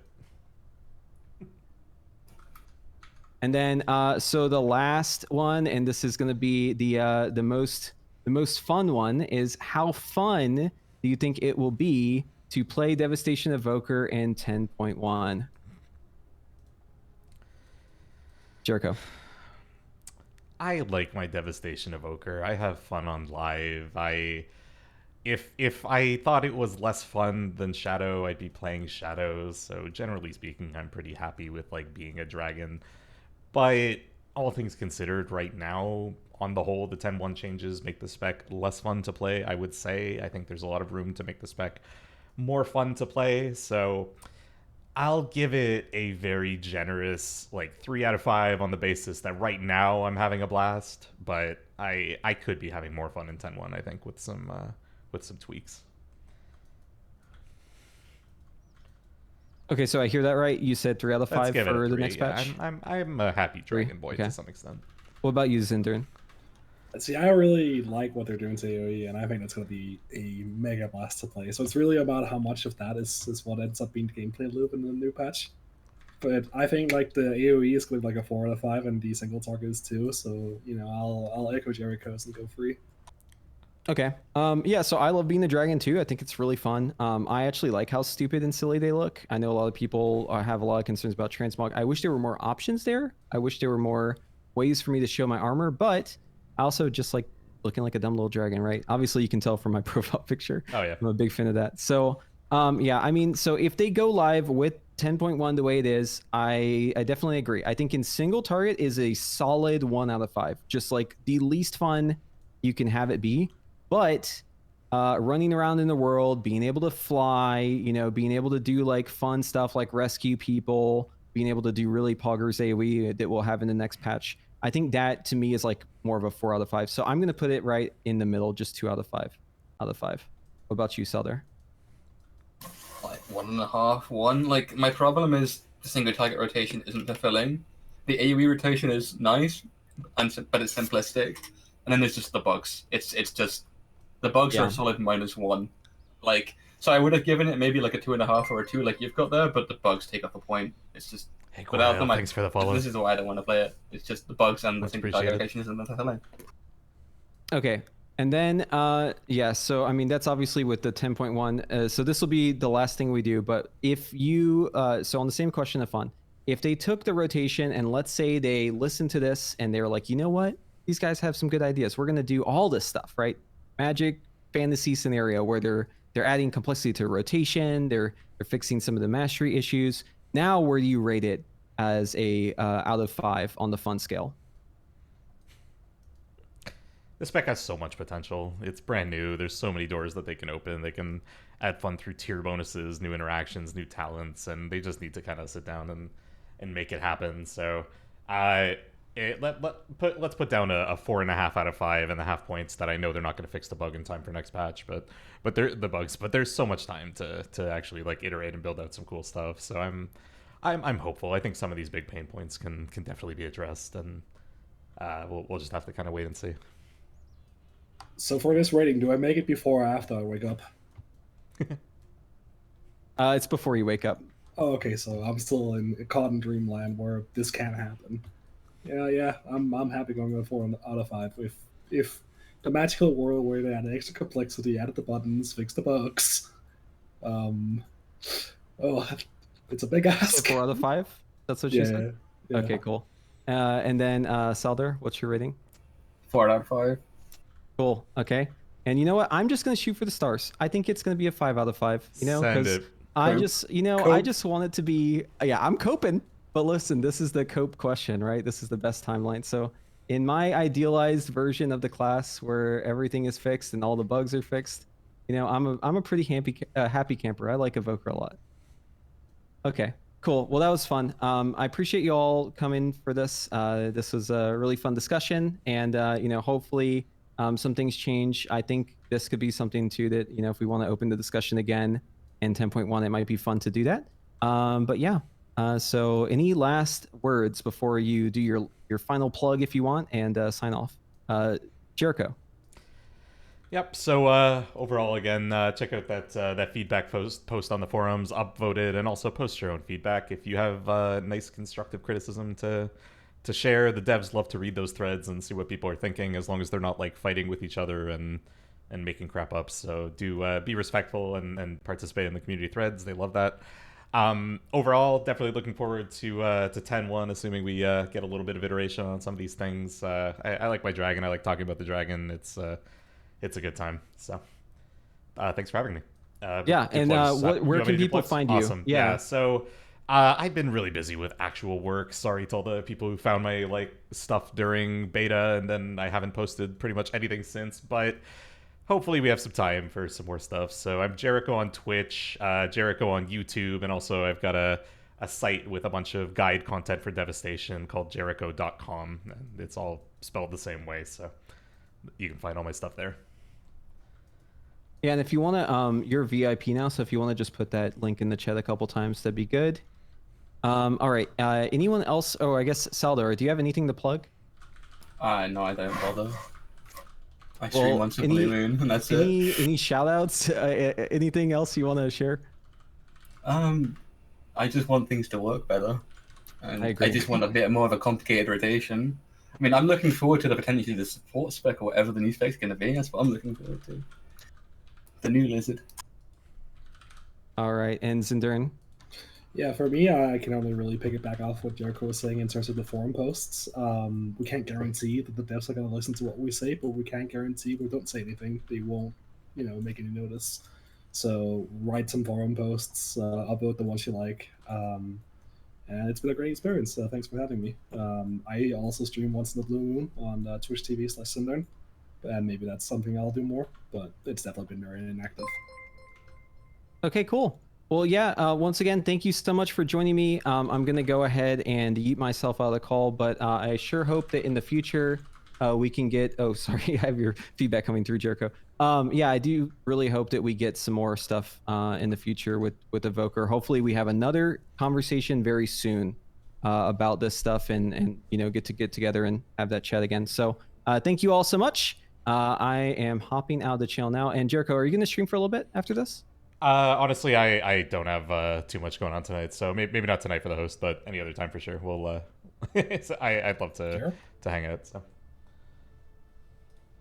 I think we might have lost them. Okay, well, anyways, I'm gonna send my my raiders over to you, regardless. But yeah, thank you all again, and we'll talk again soon. I appreciate it. All right, bye everyone.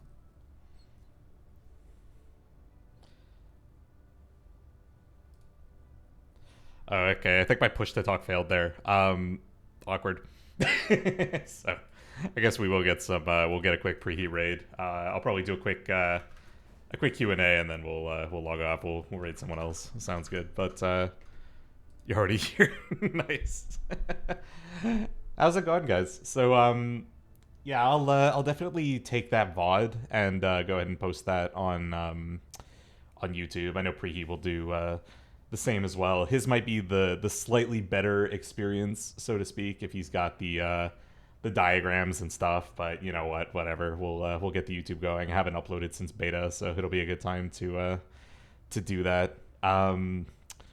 Yeah. No. Thanks for everyone for coming out for the little podcast roundtable thing that we have. We really haven't had something like this for Devastation since since beta. I got on Max's stream and had like a full minute to talk about Devastation, to be like, hey, you guys should play Devastation kind of thing. Just to try it and kind of see what's up. And before that, it was really just like beta speculation and that kind of thing. So there's the raid from Preheat. Hey, how's it going, man? Glad to have you guys here. Yeah, so I was just telling chat, thank you so much for hosting that roundtable. That was awesome. We haven't really had a good chance to talk about Devastation in such a long time. It really was like beta since we last really talked about it. I got on Max's stream and talked for like a minute about how people should really give it a try, because like it's a good time. Being a dragon's pretty fun. But really haven't had a chance to get feedback since then. So I love the format. We should definitely do it again sometime soon. Honestly, just a lot of fun. Did they buff Devokers at the start of 10? Devoker has been getting pretty steady buffs since the last couple rounds of changes that happened near the end of beta. So Devastation had a couple of single target nerfs towards the end of beta, and the biggest one was this change to sort of Eye Infinity, where this was granting Essence Burst, which gave you this feedback loop in Dragon Rage where you could basically continue spamming Disintegrate, and Disintegrate would proc Essence Burst itself. So you could just keep casting Disintegrate over and over and over. And once that got changed, that was a pretty substantial single target nerf, right? And then since then, they've kind of just been buffing things. What was the reason for everyone dropping a score in survivability? So I don't think we're not actually getting nerfs to survivability. That was more, it was a question on where do you rate survivability right now versus other specs. And for me, I rate survivability pretty low compared to other specs in general. I just think other specs have an easier time surviving. If you guys have specs that you think are like that it's harder to stay alive on, perhaps other than Hunter, let me know. Like I don't know a lot about other spec survivability. I'd love to hear about it. But for me, playing Devastation Evoker and just trying to live is just a very difficult, very frustrating experience, where if I know when the damage is coming out and I plan my usage, I go, I'm going to cast Obsidian Scales on this mechanic, I'm going to cast Renewing Blaze on this mechanic. I know that I have to be at 60% health to live this, so I have a burnout, I'm going to just heal up real quick and make sure I'm over that threshold. As long as you know the damage pattern, you can live. But that's a big if. It's all proactive, and it really doesn't help you when something goes wrong and, you know, maybe someone's a little closer than they should be with their damage on Razageth. You know, like there's a lot of things that just happen. And when you die to like 1k overkill or 5k overkill, it feels really bad. Excuse me. Ret Paladin's crap. Okay, so yeah, Ret at least is getting something hopefully in the new patch, right? At least I'm hoping. But I believe that on live that it's not great. Something to note is that in 10.7 we are getting some improvements here. So we're getting Ancient Flame over here, which is really nice. So casting Emerald Blossom and Verdant Embrace will reduce the cast of Living Flame. And this is obviously both, it's pure defensive if you want to go Verdant Embrace into Living Flame spam. This will help keep you alive, but also this is something that encourages you to heal yourself because it reduces the opportunity cost of the damage that you're losing, right? If you drop an Emerald Blossom and then you cast a damaging Living Flame, it's 40% less bad if you have this node, right? So this is a nice one that's over here now. We're probably going to take this pretty often. Similarly, the change to Foci of Life here makes Renewing Blaze more potent. Causing the damage to come back over 4 seconds makes it twice as good as it is on live, which means if I take a big 300k hit, I'm immediately healing 75k over that first second afterwards, and 150k over 2 seconds. So after 2 seconds, I've healed back half of that damage. This is a really big buff. So it'll be interesting to see if we keep taking the 1 minute one or if we take the more potent one, but either way, this is a big improvement. Finally, this other big one here is this stamina node. Right now it's 2-4 on live. This is 3-6. This is nothing, again, compared to like the new Ret Paladin node that we were talking about, where it's like, again, you have like stamina and armor and like all this shit on one node. Like, this is nothing, right? But even still, like I've died to like 1k overkill so much that just having another 2% stam will be pretty nice. So these are coming in 10-7, the class stuff. So look out for that for sure. But yeah, just in general, survivability is very proactive. Ret's getting a new movement ability. I'm not sure, so maybe someone knows better than I do. Can confirm or deny. I heard a rumor that it's like a charge kind of thing, but I don't know for sure. That might have been a rumor. What else? What do we got here? What am I re-rolling to? I'm gonna keep playing Dragon. I don't know about you guys. I'm happy on Deva. What else? Yeah, definitely happy to take sort of Devastation questions while I'm here. You can ask about 10-1. You can ask just how I'm enjoying the spec, if there's anything going on. Yeah, definitely a ton of rumors that just never happen. We've got the new rumor about the new Evoker spec, which is a very fun one. I'm definitely not expecting that to be an actual thing, but if it is, that'll be kind of hilarious. I'll kind of get mad because they've basically just been lying in interviews saying they're not going to do any sort of new spec. But dare to dream. I will say that if they make a new Evoker spec and it has a sword icon, like if it's a damaging spec, I'll make guides for it. So you can rest assured you'll learn how to play it. It won't be a problem. How much DPS loss is the staff going away? The staff effect represents about 3.5% damage. So if you sim a character with the staff effect and a character without the staff effect, the difference is around 3.5%. And again, it is possible. So until they just straight up break the staff, you might take that thing into raiding next tier, use it on the pole, and then swap off of it. And that could be a damage gain, especially again if you could send it during deep breath, like I said, which is kind of degenerate. But there is a world where like we take imminent destruction on single target, and then your opener is like send Light of Creation and then go into deep breath, weapon swap, and then start your rotation. I'm just saying, like, look, we need to bring it up from now. Or it's going to be a thing. I don't want to be weapon swapping. I hear you. I'm not super into it myself. That said, I do have my mythic staff, so I am ready. It's the biggest meme.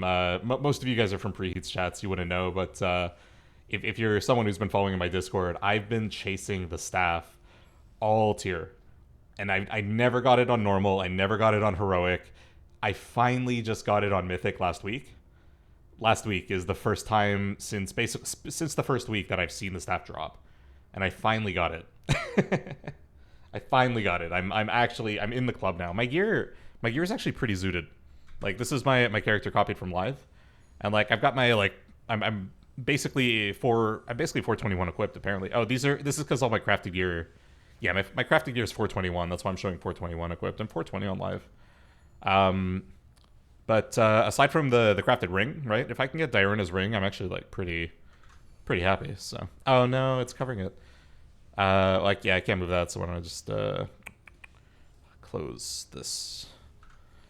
Yeah, so I've got my 421 helm, which isn't 424, but so be it. Got my lariat, got my 424 shoulders, crafted cloak, 421 chest, crafted bracers, 421 gloves, crafted belt, 424 pants, crafted Aeronog ring, crafted this need the Broodkeeper ring. This is killing me. And honestly, more for the defensive. I'll be real with you guys. Like the stats are sick, 430 is sick, but like give me that shield. I need to live. And then I've got my 421 Shadow Gem and Icon, so pretty. And then the Mythic staff. So for someone who hasn't killed Razageth yet, I'm pretty happy with my gear.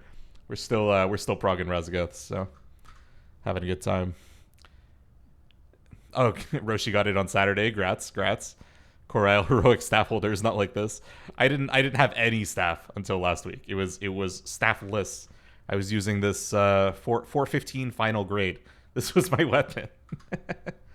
Oh no, it's so sad. Oh dude, yeah, Zindurn, that much leech on Prez is so good. You gotta love that. Grotesque, yeah, I figured my overlay out. Good stuff.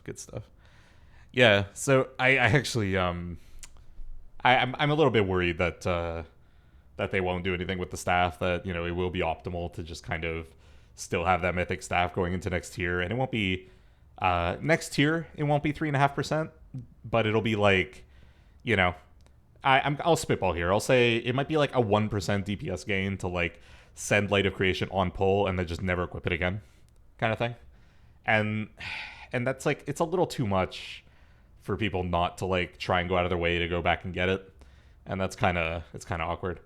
I don't know that I want that thing as a talent though. Like having, I didn't play with it before, and now I've had a chance to play with it, and it's like it spices up the opener a little bit, like being able to go Living Flame, Light of Creation opener, and then go into Dragon Rage. I don't know that it needs to be a talent, but like obviously it spices up the opener a little bit. It's not so bad, so I do like that a little bit. Just in response to the Silvo being turned into a talent, yeah, they'll hopefully they do something. Yeah, having the normal staff and then weapon swapping, it's so frustrating for sure. Especially again if you don't have a good spot to do it. Like weapon swapping is the kind of thing. Weapon swapping for an on use, especially, it's very easy for it not to be worth it, right? Because obviously, with Carnal X, if you swap to it, it incurs a 30-second cooldown before you can actually use the on use. So generally speaking, you'll start with Carnal X on, you'll push Light of Creation at the start, and then you could swap off of it to a normal weapon without too much trouble. You have to spend the one global, and unless you're already doing something with that global, like being in Deep Breath, right? Or there's downtime, you're going to lose damage, right? So that's not great. But then swapping back to it, you'd have to spend 30 seconds with a lower eye level weapon.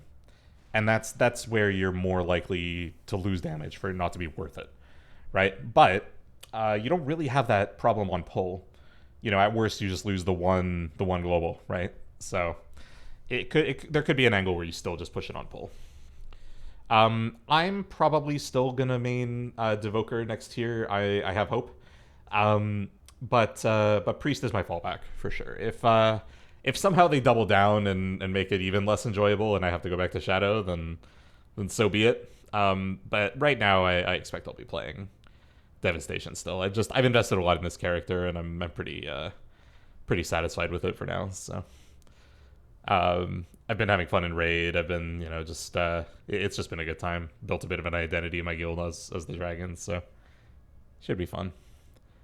But like Shadow Priest is actually just so good this expansion. Like don't get me wrong, if not for it not having any like real movement, that being its basically only downside on Razageth, otherwise it does so much damage, brings PI, is so survivable, is great in single and AoE. Like it's such a good spec. Like I don't know if you're in, yeah, I don't know. Shadow Priests are dooming a little bit. Not all of them. So the big thing is that there's not actually, from what it looks like, a major damage issue with Shadow Priest in 10.1. It looks like there might even be some damage gains in certain sims. But the couple big things are losing Mind Seer with the current talent setup means losing dot extension in AoE, which is something that's a little bit troubling. Can make that a little unfun in sort of big packs where, you know, if there's any more than 8 enemies and like your Shadow Crash basically isn't hitting everything every time. You're just kind of sitting there redotting 12 enemies before you start damaging anything, which starts to eat into your time that you're doing actual damage. And even then, if a pack lives for longer than like the 20, 21, 24 second base duration of your dots, you have to start refreshing all those dots again before you can do damage again. So that's not something that people really love. So that's one of the downsides. But it's like, it's doing fine in terms of damage. It's doing fine in terms of single. And then the only other thing is that it's losing some instant casts, which, whenever you lose instant casts in your rotation, you feel sad. That's a movement issue.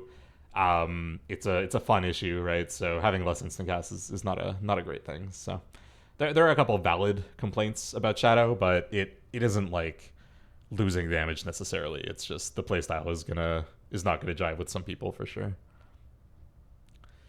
Between BM or balance. Yeah, so I mean honestly, like you gotta go with your heart on a lot of this stuff, because unless you're playing a spec that really speaks to you, that you're having a ton of fun every time you play it in raid, you might as well be playing something else, like playing a different game, honestly.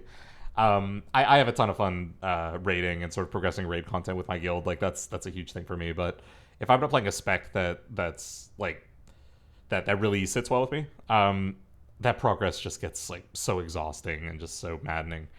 I'm not a big fan of like playing a whole ton of alts or anything. I play my one spec and that's me. So big time for sure. Yeah, is there anything so I guess a question I've got for you guys, obviously I haven't streamed in months. Is there anything you guys have been hurting for in terms of Devastation content? Like, have you been getting your info from Preheat and from Wowhead just fine? Have you joined my Discord? Are you guys doing okay? Or is there anything that you guys are missing out on in terms of Devastation content the last little bit?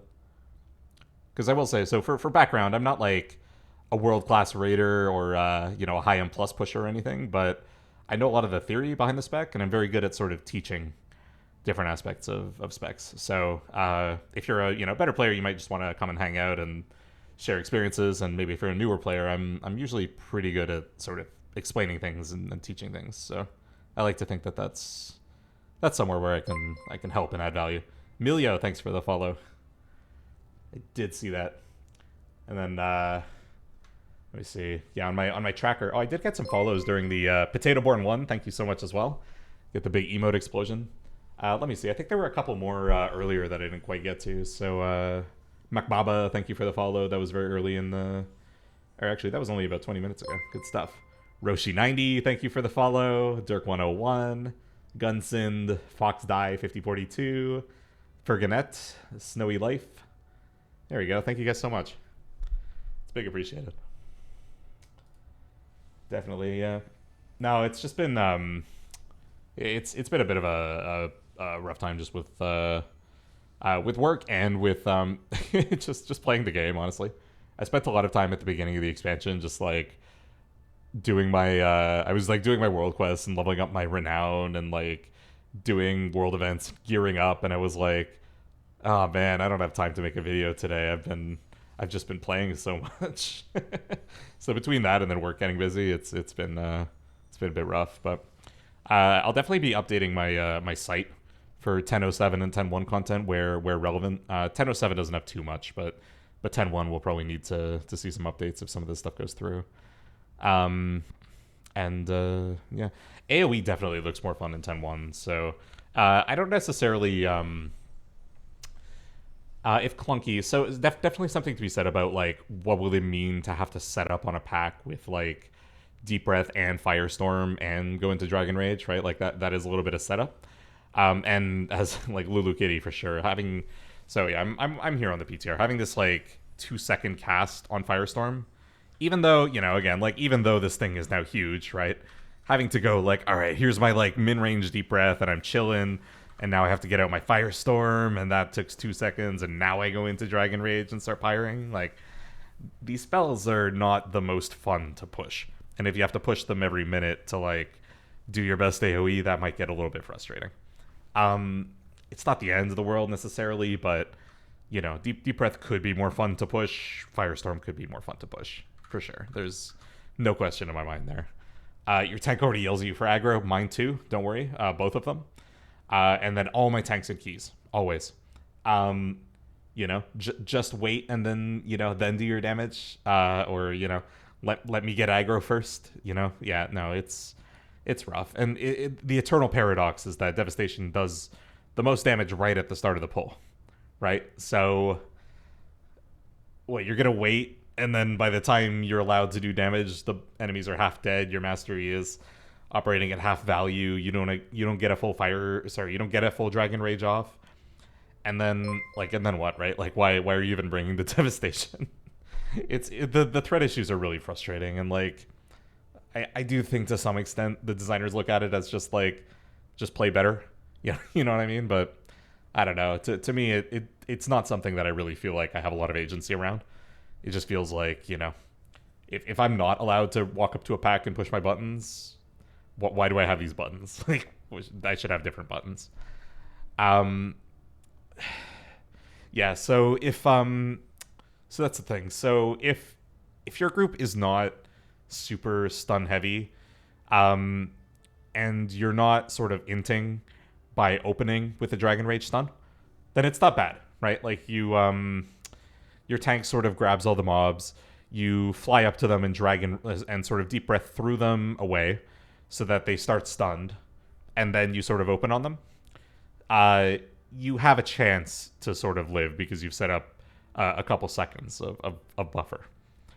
It's not great, and frankly, you can even rip aggro from that deep breath if you're not careful. Like, but yeah, exactly. So there is Shadow Moon Burial Grounds. That won't be a thing in 10.1 because we'll have a new season, but I'm sure there'll be fun packs in those dungeons as well. So we'll have to see. Hope they fix mastery scaling. Yeah, so I think we did a really good job on the roundtable there. I think talking about how the mastery actually works in raid and why it's a bit of an issue and how it's only going to get worse. So I think we did a good job sort of covering that. Me too. I hope. I do hope they notice that they're hurting single target pretty considerably here, and every spec needs to deal respectable single target to be brought to raid. That's a bummer. So there will be VODs. So Preheat will definitely post a VOD from his POV. I'll post a VOD on my YouTube. I probably won't edit it too much. I'll probably just from the start of the conversation. Then I'll include this bit as well, just for fun. Sort of as a little bit of an afterthought, and just post it mostly unedited so that it's up there and accessible. If Blitz doesn't want to change tank threat too much, maybe give us a single target. Yeah, that increases threat generation, that we can give to the tank. Yeah, nice. Yeah, it's almost frustrating that they haven't given something yet. I would like to have some sort of tool that we could use proactively to sort of negate some of the issues that we have around just popping our AoE burst and then just immediately dying, right? It's because it's frustrating, because the spec is designed in such a way that it should feel super fun and super cool to just pop off an AoE, but we can't. There's no, we don't have the tools to do that and actually live. And there's not really any agency around hoping that your tank has built up enough aggro and then still going in and dying, right? So I mean, I don't know, can you give Devastation some sort of misdirect ability so that when it really wants to go in, it is able to just deploy the threat onto the tank, or something that, I don't know, I don't know what it is, just something where that isn't excuse me, where that isn't an issue, right? It's just frustrating. It's just not fun. Yeah, we talked about that a little bit at the end too. It's Grotesque is what is sort of the value of bringing Devastation to raid? And frankly, sincerely, if you ask me, we have a couple of toys that are nice. You do have your, we could spec into Cauterizing Flame. So if there's a bleed removal that we need, that's a cool little niche. We do have Blessing of the Bronze and Time Spiral and Zephyr. And this stuff is cool niche utility that can help in certain fights, but not really most historical end bosses. It hasn't been necessary stuff. And then once you're past sort of class utility, on the spec side, it looks like we're going to have some pretty nuts AoE burst potential. But nuts AoE burst potential has not necessarily been a reason to bring us back to rate either. Like, I can't really tell you the last sort of progression tier that has been that's make or break based on a spec being able to do really good burst AoE. Like, that hasn't really been a thing, in my opinion, in the last little bit. And then when you look at single target, it's just not there, both from the mastery and also just like the nerfs and the way that they're changing how the spec works. Make a pressing roll reduce aggro, sure. Why the frig not? Go for it. Yeah, the main Devoker in your guild is top on every poll, so Devastation actually like has pretty competitive single target right now. If you're a very good Devastation player, especially like relative to the rest of your guild, you can top on single target. And you could definitely top with like PI. Unholy is obviously the king of damage on pole. There's no question. But Devastation's a pretty close second. And the thing with Devastation is it basically peaks out. It peaks out around the 1 minute mark, right? So that first full minute of the fight, it's going pretty nuts. So it's definitely fun to watch the meters for that first minute and just owning. It's a good time. Yeah, there you go. It's good.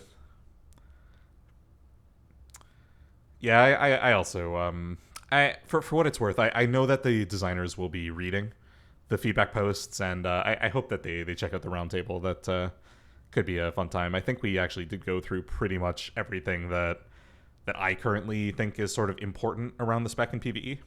So I do hope that they have an opportunity to sort of get that feedback. I know that they look for it, and I know, like, especially around like the PTR forum posts, like I know they read that stuff.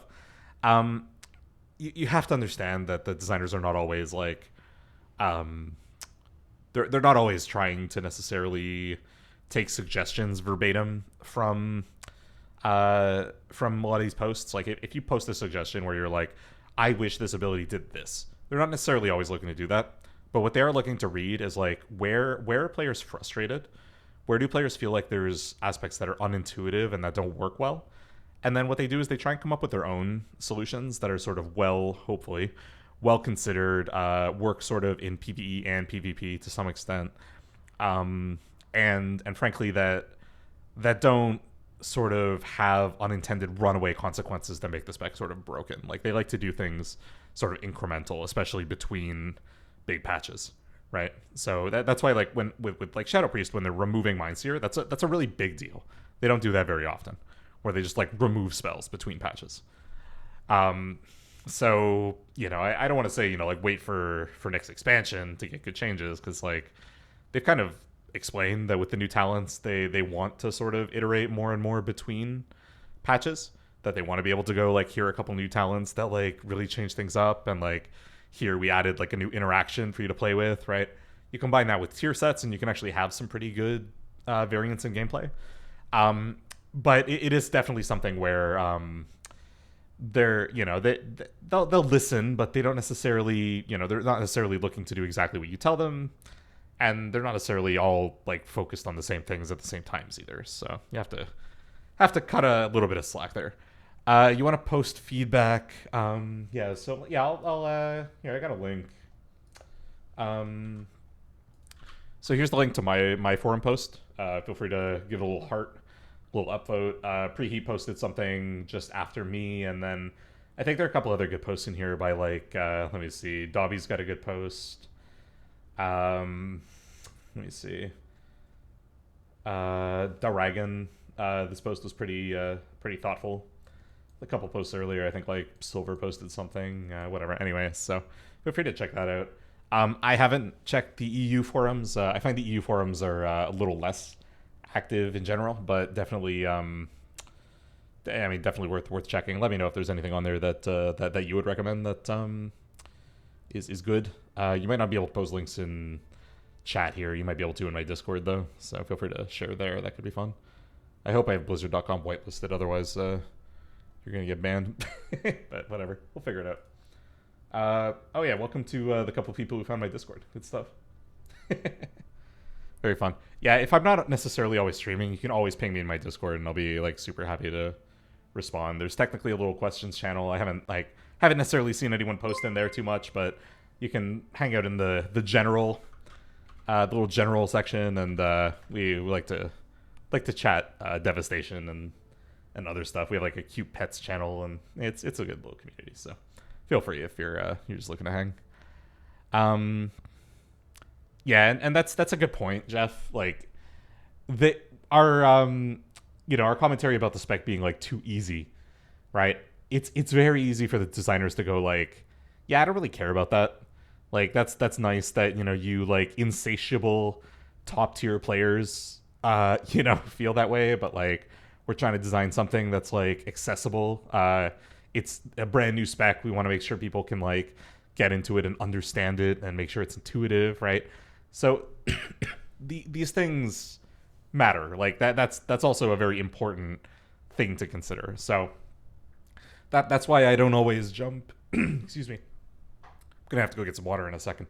That's why I don't jump immediately onto the like skill expression at all costs sort of bandwagon, because like there is a balance. There is an important sort of distinction between, is this thing intuitive and like, do I know how I can get better, or is it just like a black box and I try my best and I only ever parse 40% and I'm like, what the heck, I don't get the spec, and then I just get frustrated and I give up, right? There's a middle ground. There's a middle ground where the spec is intuitive to play, right? Where you understand what you're doing well and where you can improve, generally by feel, by reading how your stuff works. It should be clear, what you should be doing generally. And then you should know, okay, well, if I did that better, I would be able to improve. And I think the more that you can do that without having to ask other people, without having to like consult external resources, without having to have someone like review your logs, let's say, the more that you can do that without having to do that stuff, the better design the spec is in general, I would say. So that's sort of an important little guideline, right? And for me, shit like disintegrate clipping is very unintuitive. It's very unclear that person is getting longer dragon rages because they're clipping their disintegrate after the third tick every time. And like, you can't really teach that, without just by reading tooltips. You have to actually look at the simulation and realize that it's optimal to do that, and then sort of work backwards and go, okay, well, like, how do I incorporate that into my gameplay? And that's not something that necessarily Blizzard wants to encourage, right? So, I think that's sort of an important framing when thinking about how Blizzard addresses these sorts of parts of spec design, where we're worried about like, okay, is the spec too boring to play, or is it does it still have some of that fun, some of that push? I'm hoping there's a middle ground there somewhere. Well, Grotesque, I hope you can appreciate the TLDR there, and then if you're bored, you can go through the whole thing. I split it up into sections. There's some diagrams. Maybe you might learn something as you go. I try and honestly, the big thing is that coming from the Shadow Priest community, we have a propensity to produce basically really like thoughtful, detailed feedback that really talks about the immediate reaction to things, but also sort of some of the knock-on effects and things like sort of secondary implications of things, and really give like sort of thoughtful response, right? But I also appreciate that like people don't necessarily have the time to read all that shit, or some of it won't be new, right? Like, especially if you're a class designer, some of that stuff like hopefully how Disintegrate ticks and why it's different from the way that Mindflay ticks. But for me, it's important to share that with readers who aren't necessarily Blizzard employees, because they might not appreciate that, right? They might look at it and go, okay, well, Disintegrate's a general ability, Mindflay is a general ability, it's the same thing, right? It's not the same thing. It turns out that the way that Disintegrate is designed actually encourages clipping immediately, inherently. Just the way that it works encourages clipping. And that's, that means that already they're fighting an uphill battle when they want to design away from that. If you want to take Disintegrate and make it less desirable to clip, you're going to need to, ideally you just change the way that it deals damage so that there's, equal damage per effective time for each tick, instead of having this sort of immediate tick on time 0. but anyway, not I don't want to get into that one too much, but that is like fundamentally the reason why it's generally useful to clip Disintegrate. Yeah, no, go for it, have fun, take your time, and hopefully it's useful and helpful. But yeah, no, I hope you find it helpful. Upvote it for sure, and generally speaking, yeah, I hope it gets read and considered. But largely it's because I care about the spec that I think it's important to sort of put together and share useful feedback like this. So that's a big one for me. Actually, I guess while we're here, let me just skim and see if there's any other like newer feedback in here that's worth mentioning. It doesn't look like there's been too many posts in the last couple hours, but yeah, not too much. That's okay. Very cool.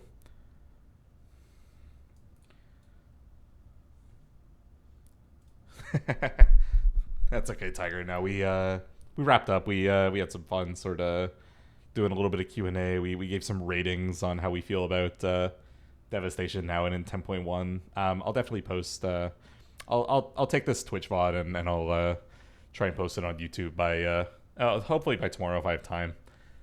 If not by Wednesday or something. Sure. So I'll get the VOD up. Preheat will have a VOD up for sure. And either way, you'll be able to sort of catch the end of it, hopefully. But no, it was good. I love that format. I really like sort of sitting down with other sort of good players who have sort of different experience playing this back and really like trying to iron out some of the issues in a really like clean and interesting way. It's a big fun for me. So I did one for Shadow Priest sort of in the middle of beta actually as well during the big rework, and that was a really fun time. So I've been to my fair share of roundtable and podcast discussions. It's been good. Yeah. So the question is, do you want to channel Disintegrate, all patch, or not channel? Oh. So I'll be honest. I think Priest is going to be in a really, really good spot. I personally, so I mean, this might be unpopular for some of the players who have been enjoying Shadow Priest in 10.0, but one of my sort of suggestions in beta for improving the Shadow Priest sort of tree and sort of general experience has been, okay, listen guys, you really have something here with the single target rotation. Applying, like throwing up dots, sending out your Mind Blasts and your Devouring Plagues on targets is fun and compelling gameplay. Swapping to an AoE rotation kinda sucks. So what if you just took that strength that the single target rotation is really fun and just sort of make Psychic Link into like Shadow Priest Blade Flurry, basically. And just really lean into Psychic Link, and that's just how you deal AoE damage. That's something I've been suggesting kind of since beta, right? So they put in Mindseer Spender, and they did this stuff, and like obviously right now it's kind of important that Mindseer exists because it is that engine to extend your dots on multiple targets, and it is a way to deal damage to more than like 12 targets, let's say, right? Oh yeah, and personally, I said this on a call with some other Shadow Priests, but I basically told them like I probably will never go back to Shadow Priest until Flay and Spike are not both on my bars at the same time. Like that one, there's no good reason for that. Like they're the same button, right? Taking away the instant cast Mind Spikes as well was kind of awkward. But yeah, it's yeah, and the 150 Insanity as well. So I think I think those are some actually like really good changes. It will be awkward, again, like if you roll up on a pack with 15 targets, I don't know what you do. Like good luck. You have to start dotting them, right? Like figure it out. It's not going to be easy, and that's not great. Like ideally there would be some sort of tool to still be able to deal damage there other than just like Shadow Crash and you're effectively capped at 8 targets. Good luck, right? But I think the gameplay is more fun, right? So So that's the thing. This priest developer is actually not a rogue main, but more of a PvP focused player, if you will, historically speaking. I don't think their identity is necessarily well known, so I won't out them, but definitely someone with Shadow Priest experience, just not necessarily someone who likes the same things about Shadow that you do. So it's been a little bit interesting for sure. I think we're finding a middle ground where we're kind of both happy. Hopefully, we're getting there. Yeah, and I do think the extra insanity bar should be interesting. It should offer some new potential there. Yeah. Okay. How you guys been doing? Anything else? Any other fun questions? I don't want to end before I've had a chance to sort of say hi to all you guys, and again, I haven't been live in friggin' months, so I do want to take the time to catch up and catch some of the old faces that hung out way back when. So Evoker only stream pretty much. I'm happy to talk both. The only bummer with Shadow Priest is that I really haven't been playing it in Dragonflight at all, so I can't really appreciate a lot of the nuance right now, and God forbid I even know all the names of the talents. I just have a pretty decent idea of the playstyle and some of the pain points, but I've definitely got to actually I haven't even leveled my Shadow Priest on live. It's still level 70 or level 60, so it's very funny. My priest is parked in Veldraken to send crafting orders to my dragon. That's my priest's job in Dragonflight. So very cool.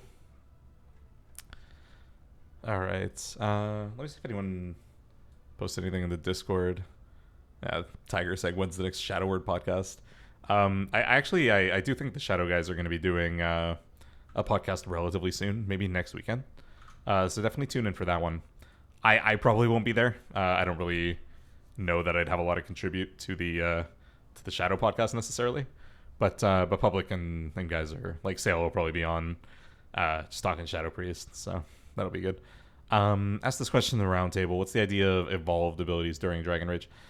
Sure, why the heck not, right? Make it so that your abilities actually just straight up do something different in Dragon Rage. That could be an interesting way to spice up Dragon Rage. I don't hate that idea. What do you think they should do? I don't know what I think they should do, so might be curious if they had a different effect. And then we can cross factions, so I can get Void Elf Racial. Maybe not on my dragon, but on my priest. Well, I actually play Alliance. Okay? I don't know if you know this. Yeah, I actually I really hope that that mail was a real thing, and it's actually a really cool Easter egg that actually makes us better, different in some way, and that we're just kind of panicking for nothing. For what it's worth, I think a lot of the feedback that we're getting around causality and bug fixes, and just the tree having being a little bit bloated kind of thing, and not having a lot of or having not enough points to spend, that kind of stuff. There's a lot of feedback that's just relevant regardless of what they change and if they add new things and whatever the tier bonuses are. But there's definitely a lot of room for them to add some complexity via a new tier set, or a new quest that gives you a new spell. That could be cool, right? So yeah, Roshi, that's a good point, right? So yeah, I definitely I think Preheat mentioned a couple things on the pod as well, something to make Disintegrate cast faster during Dragon Rage sometimes, let's say, so that maybe it's a 1 global ability instead of a 1.5 global ability, right? So that you have sort of a little bit of a faster gameplay loop in Dragon Rage. So we'll see for sure. So the only tricky thing, you two, is that the thing is that preservation obviously is a very, very clever spec and has a lot of sort of different complexity going on, and is very strong and very effective, and so much so that it's both gone through an entire patch cycle where it's been exceedingly strong, and it's going to, go through some nerfs kind of in 10.1, right? And the fact that it's had that whole life cycle in the first patch has made it a little bit difficult, I think, for them to find the room to also have that same iteration with Devastation. I think they're mostly focused on... I hope this isn't necessarily the case, and I think there are multiple designers sort of working at the same time. But I do think a lot of energy is going into Preservation, because that's like the one that a lot of people are focusing on and is the most likely to be imbalanced, let's say. And then Devastation might be a little bit of an afterthought. Which, like, okay, I mean, fair enough, but I do think right now Preservation is the one that people are sort of super excited about, and Devastation, as long as it, like, does enough damage, I think they're that it'll limp along sort of thing until they have an opportunity to sort of spice it up a bit, so... So that's kind of where I'm where I'm at on that one. Yeah, great, good stuff. Yeah, it could be a goblin. See, there you go.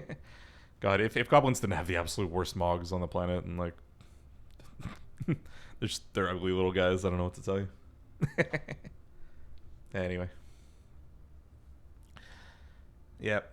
All right, guys. I think I'm gonna leave it there for tonight. Probably go get some water, and hang out a little bit before I go to bed. It's gonna be a busy work week, so not gonna overdo it tonight. I'll post here. We'll do the exclamation mark socials at the very least, so you can. Okay, yeah. So my thing there, my stream elements has a typo, so that's not gonna work. If you click on that, you're going to fail to get to all those. So this is better. I'm not going to plug the Patreon. You can...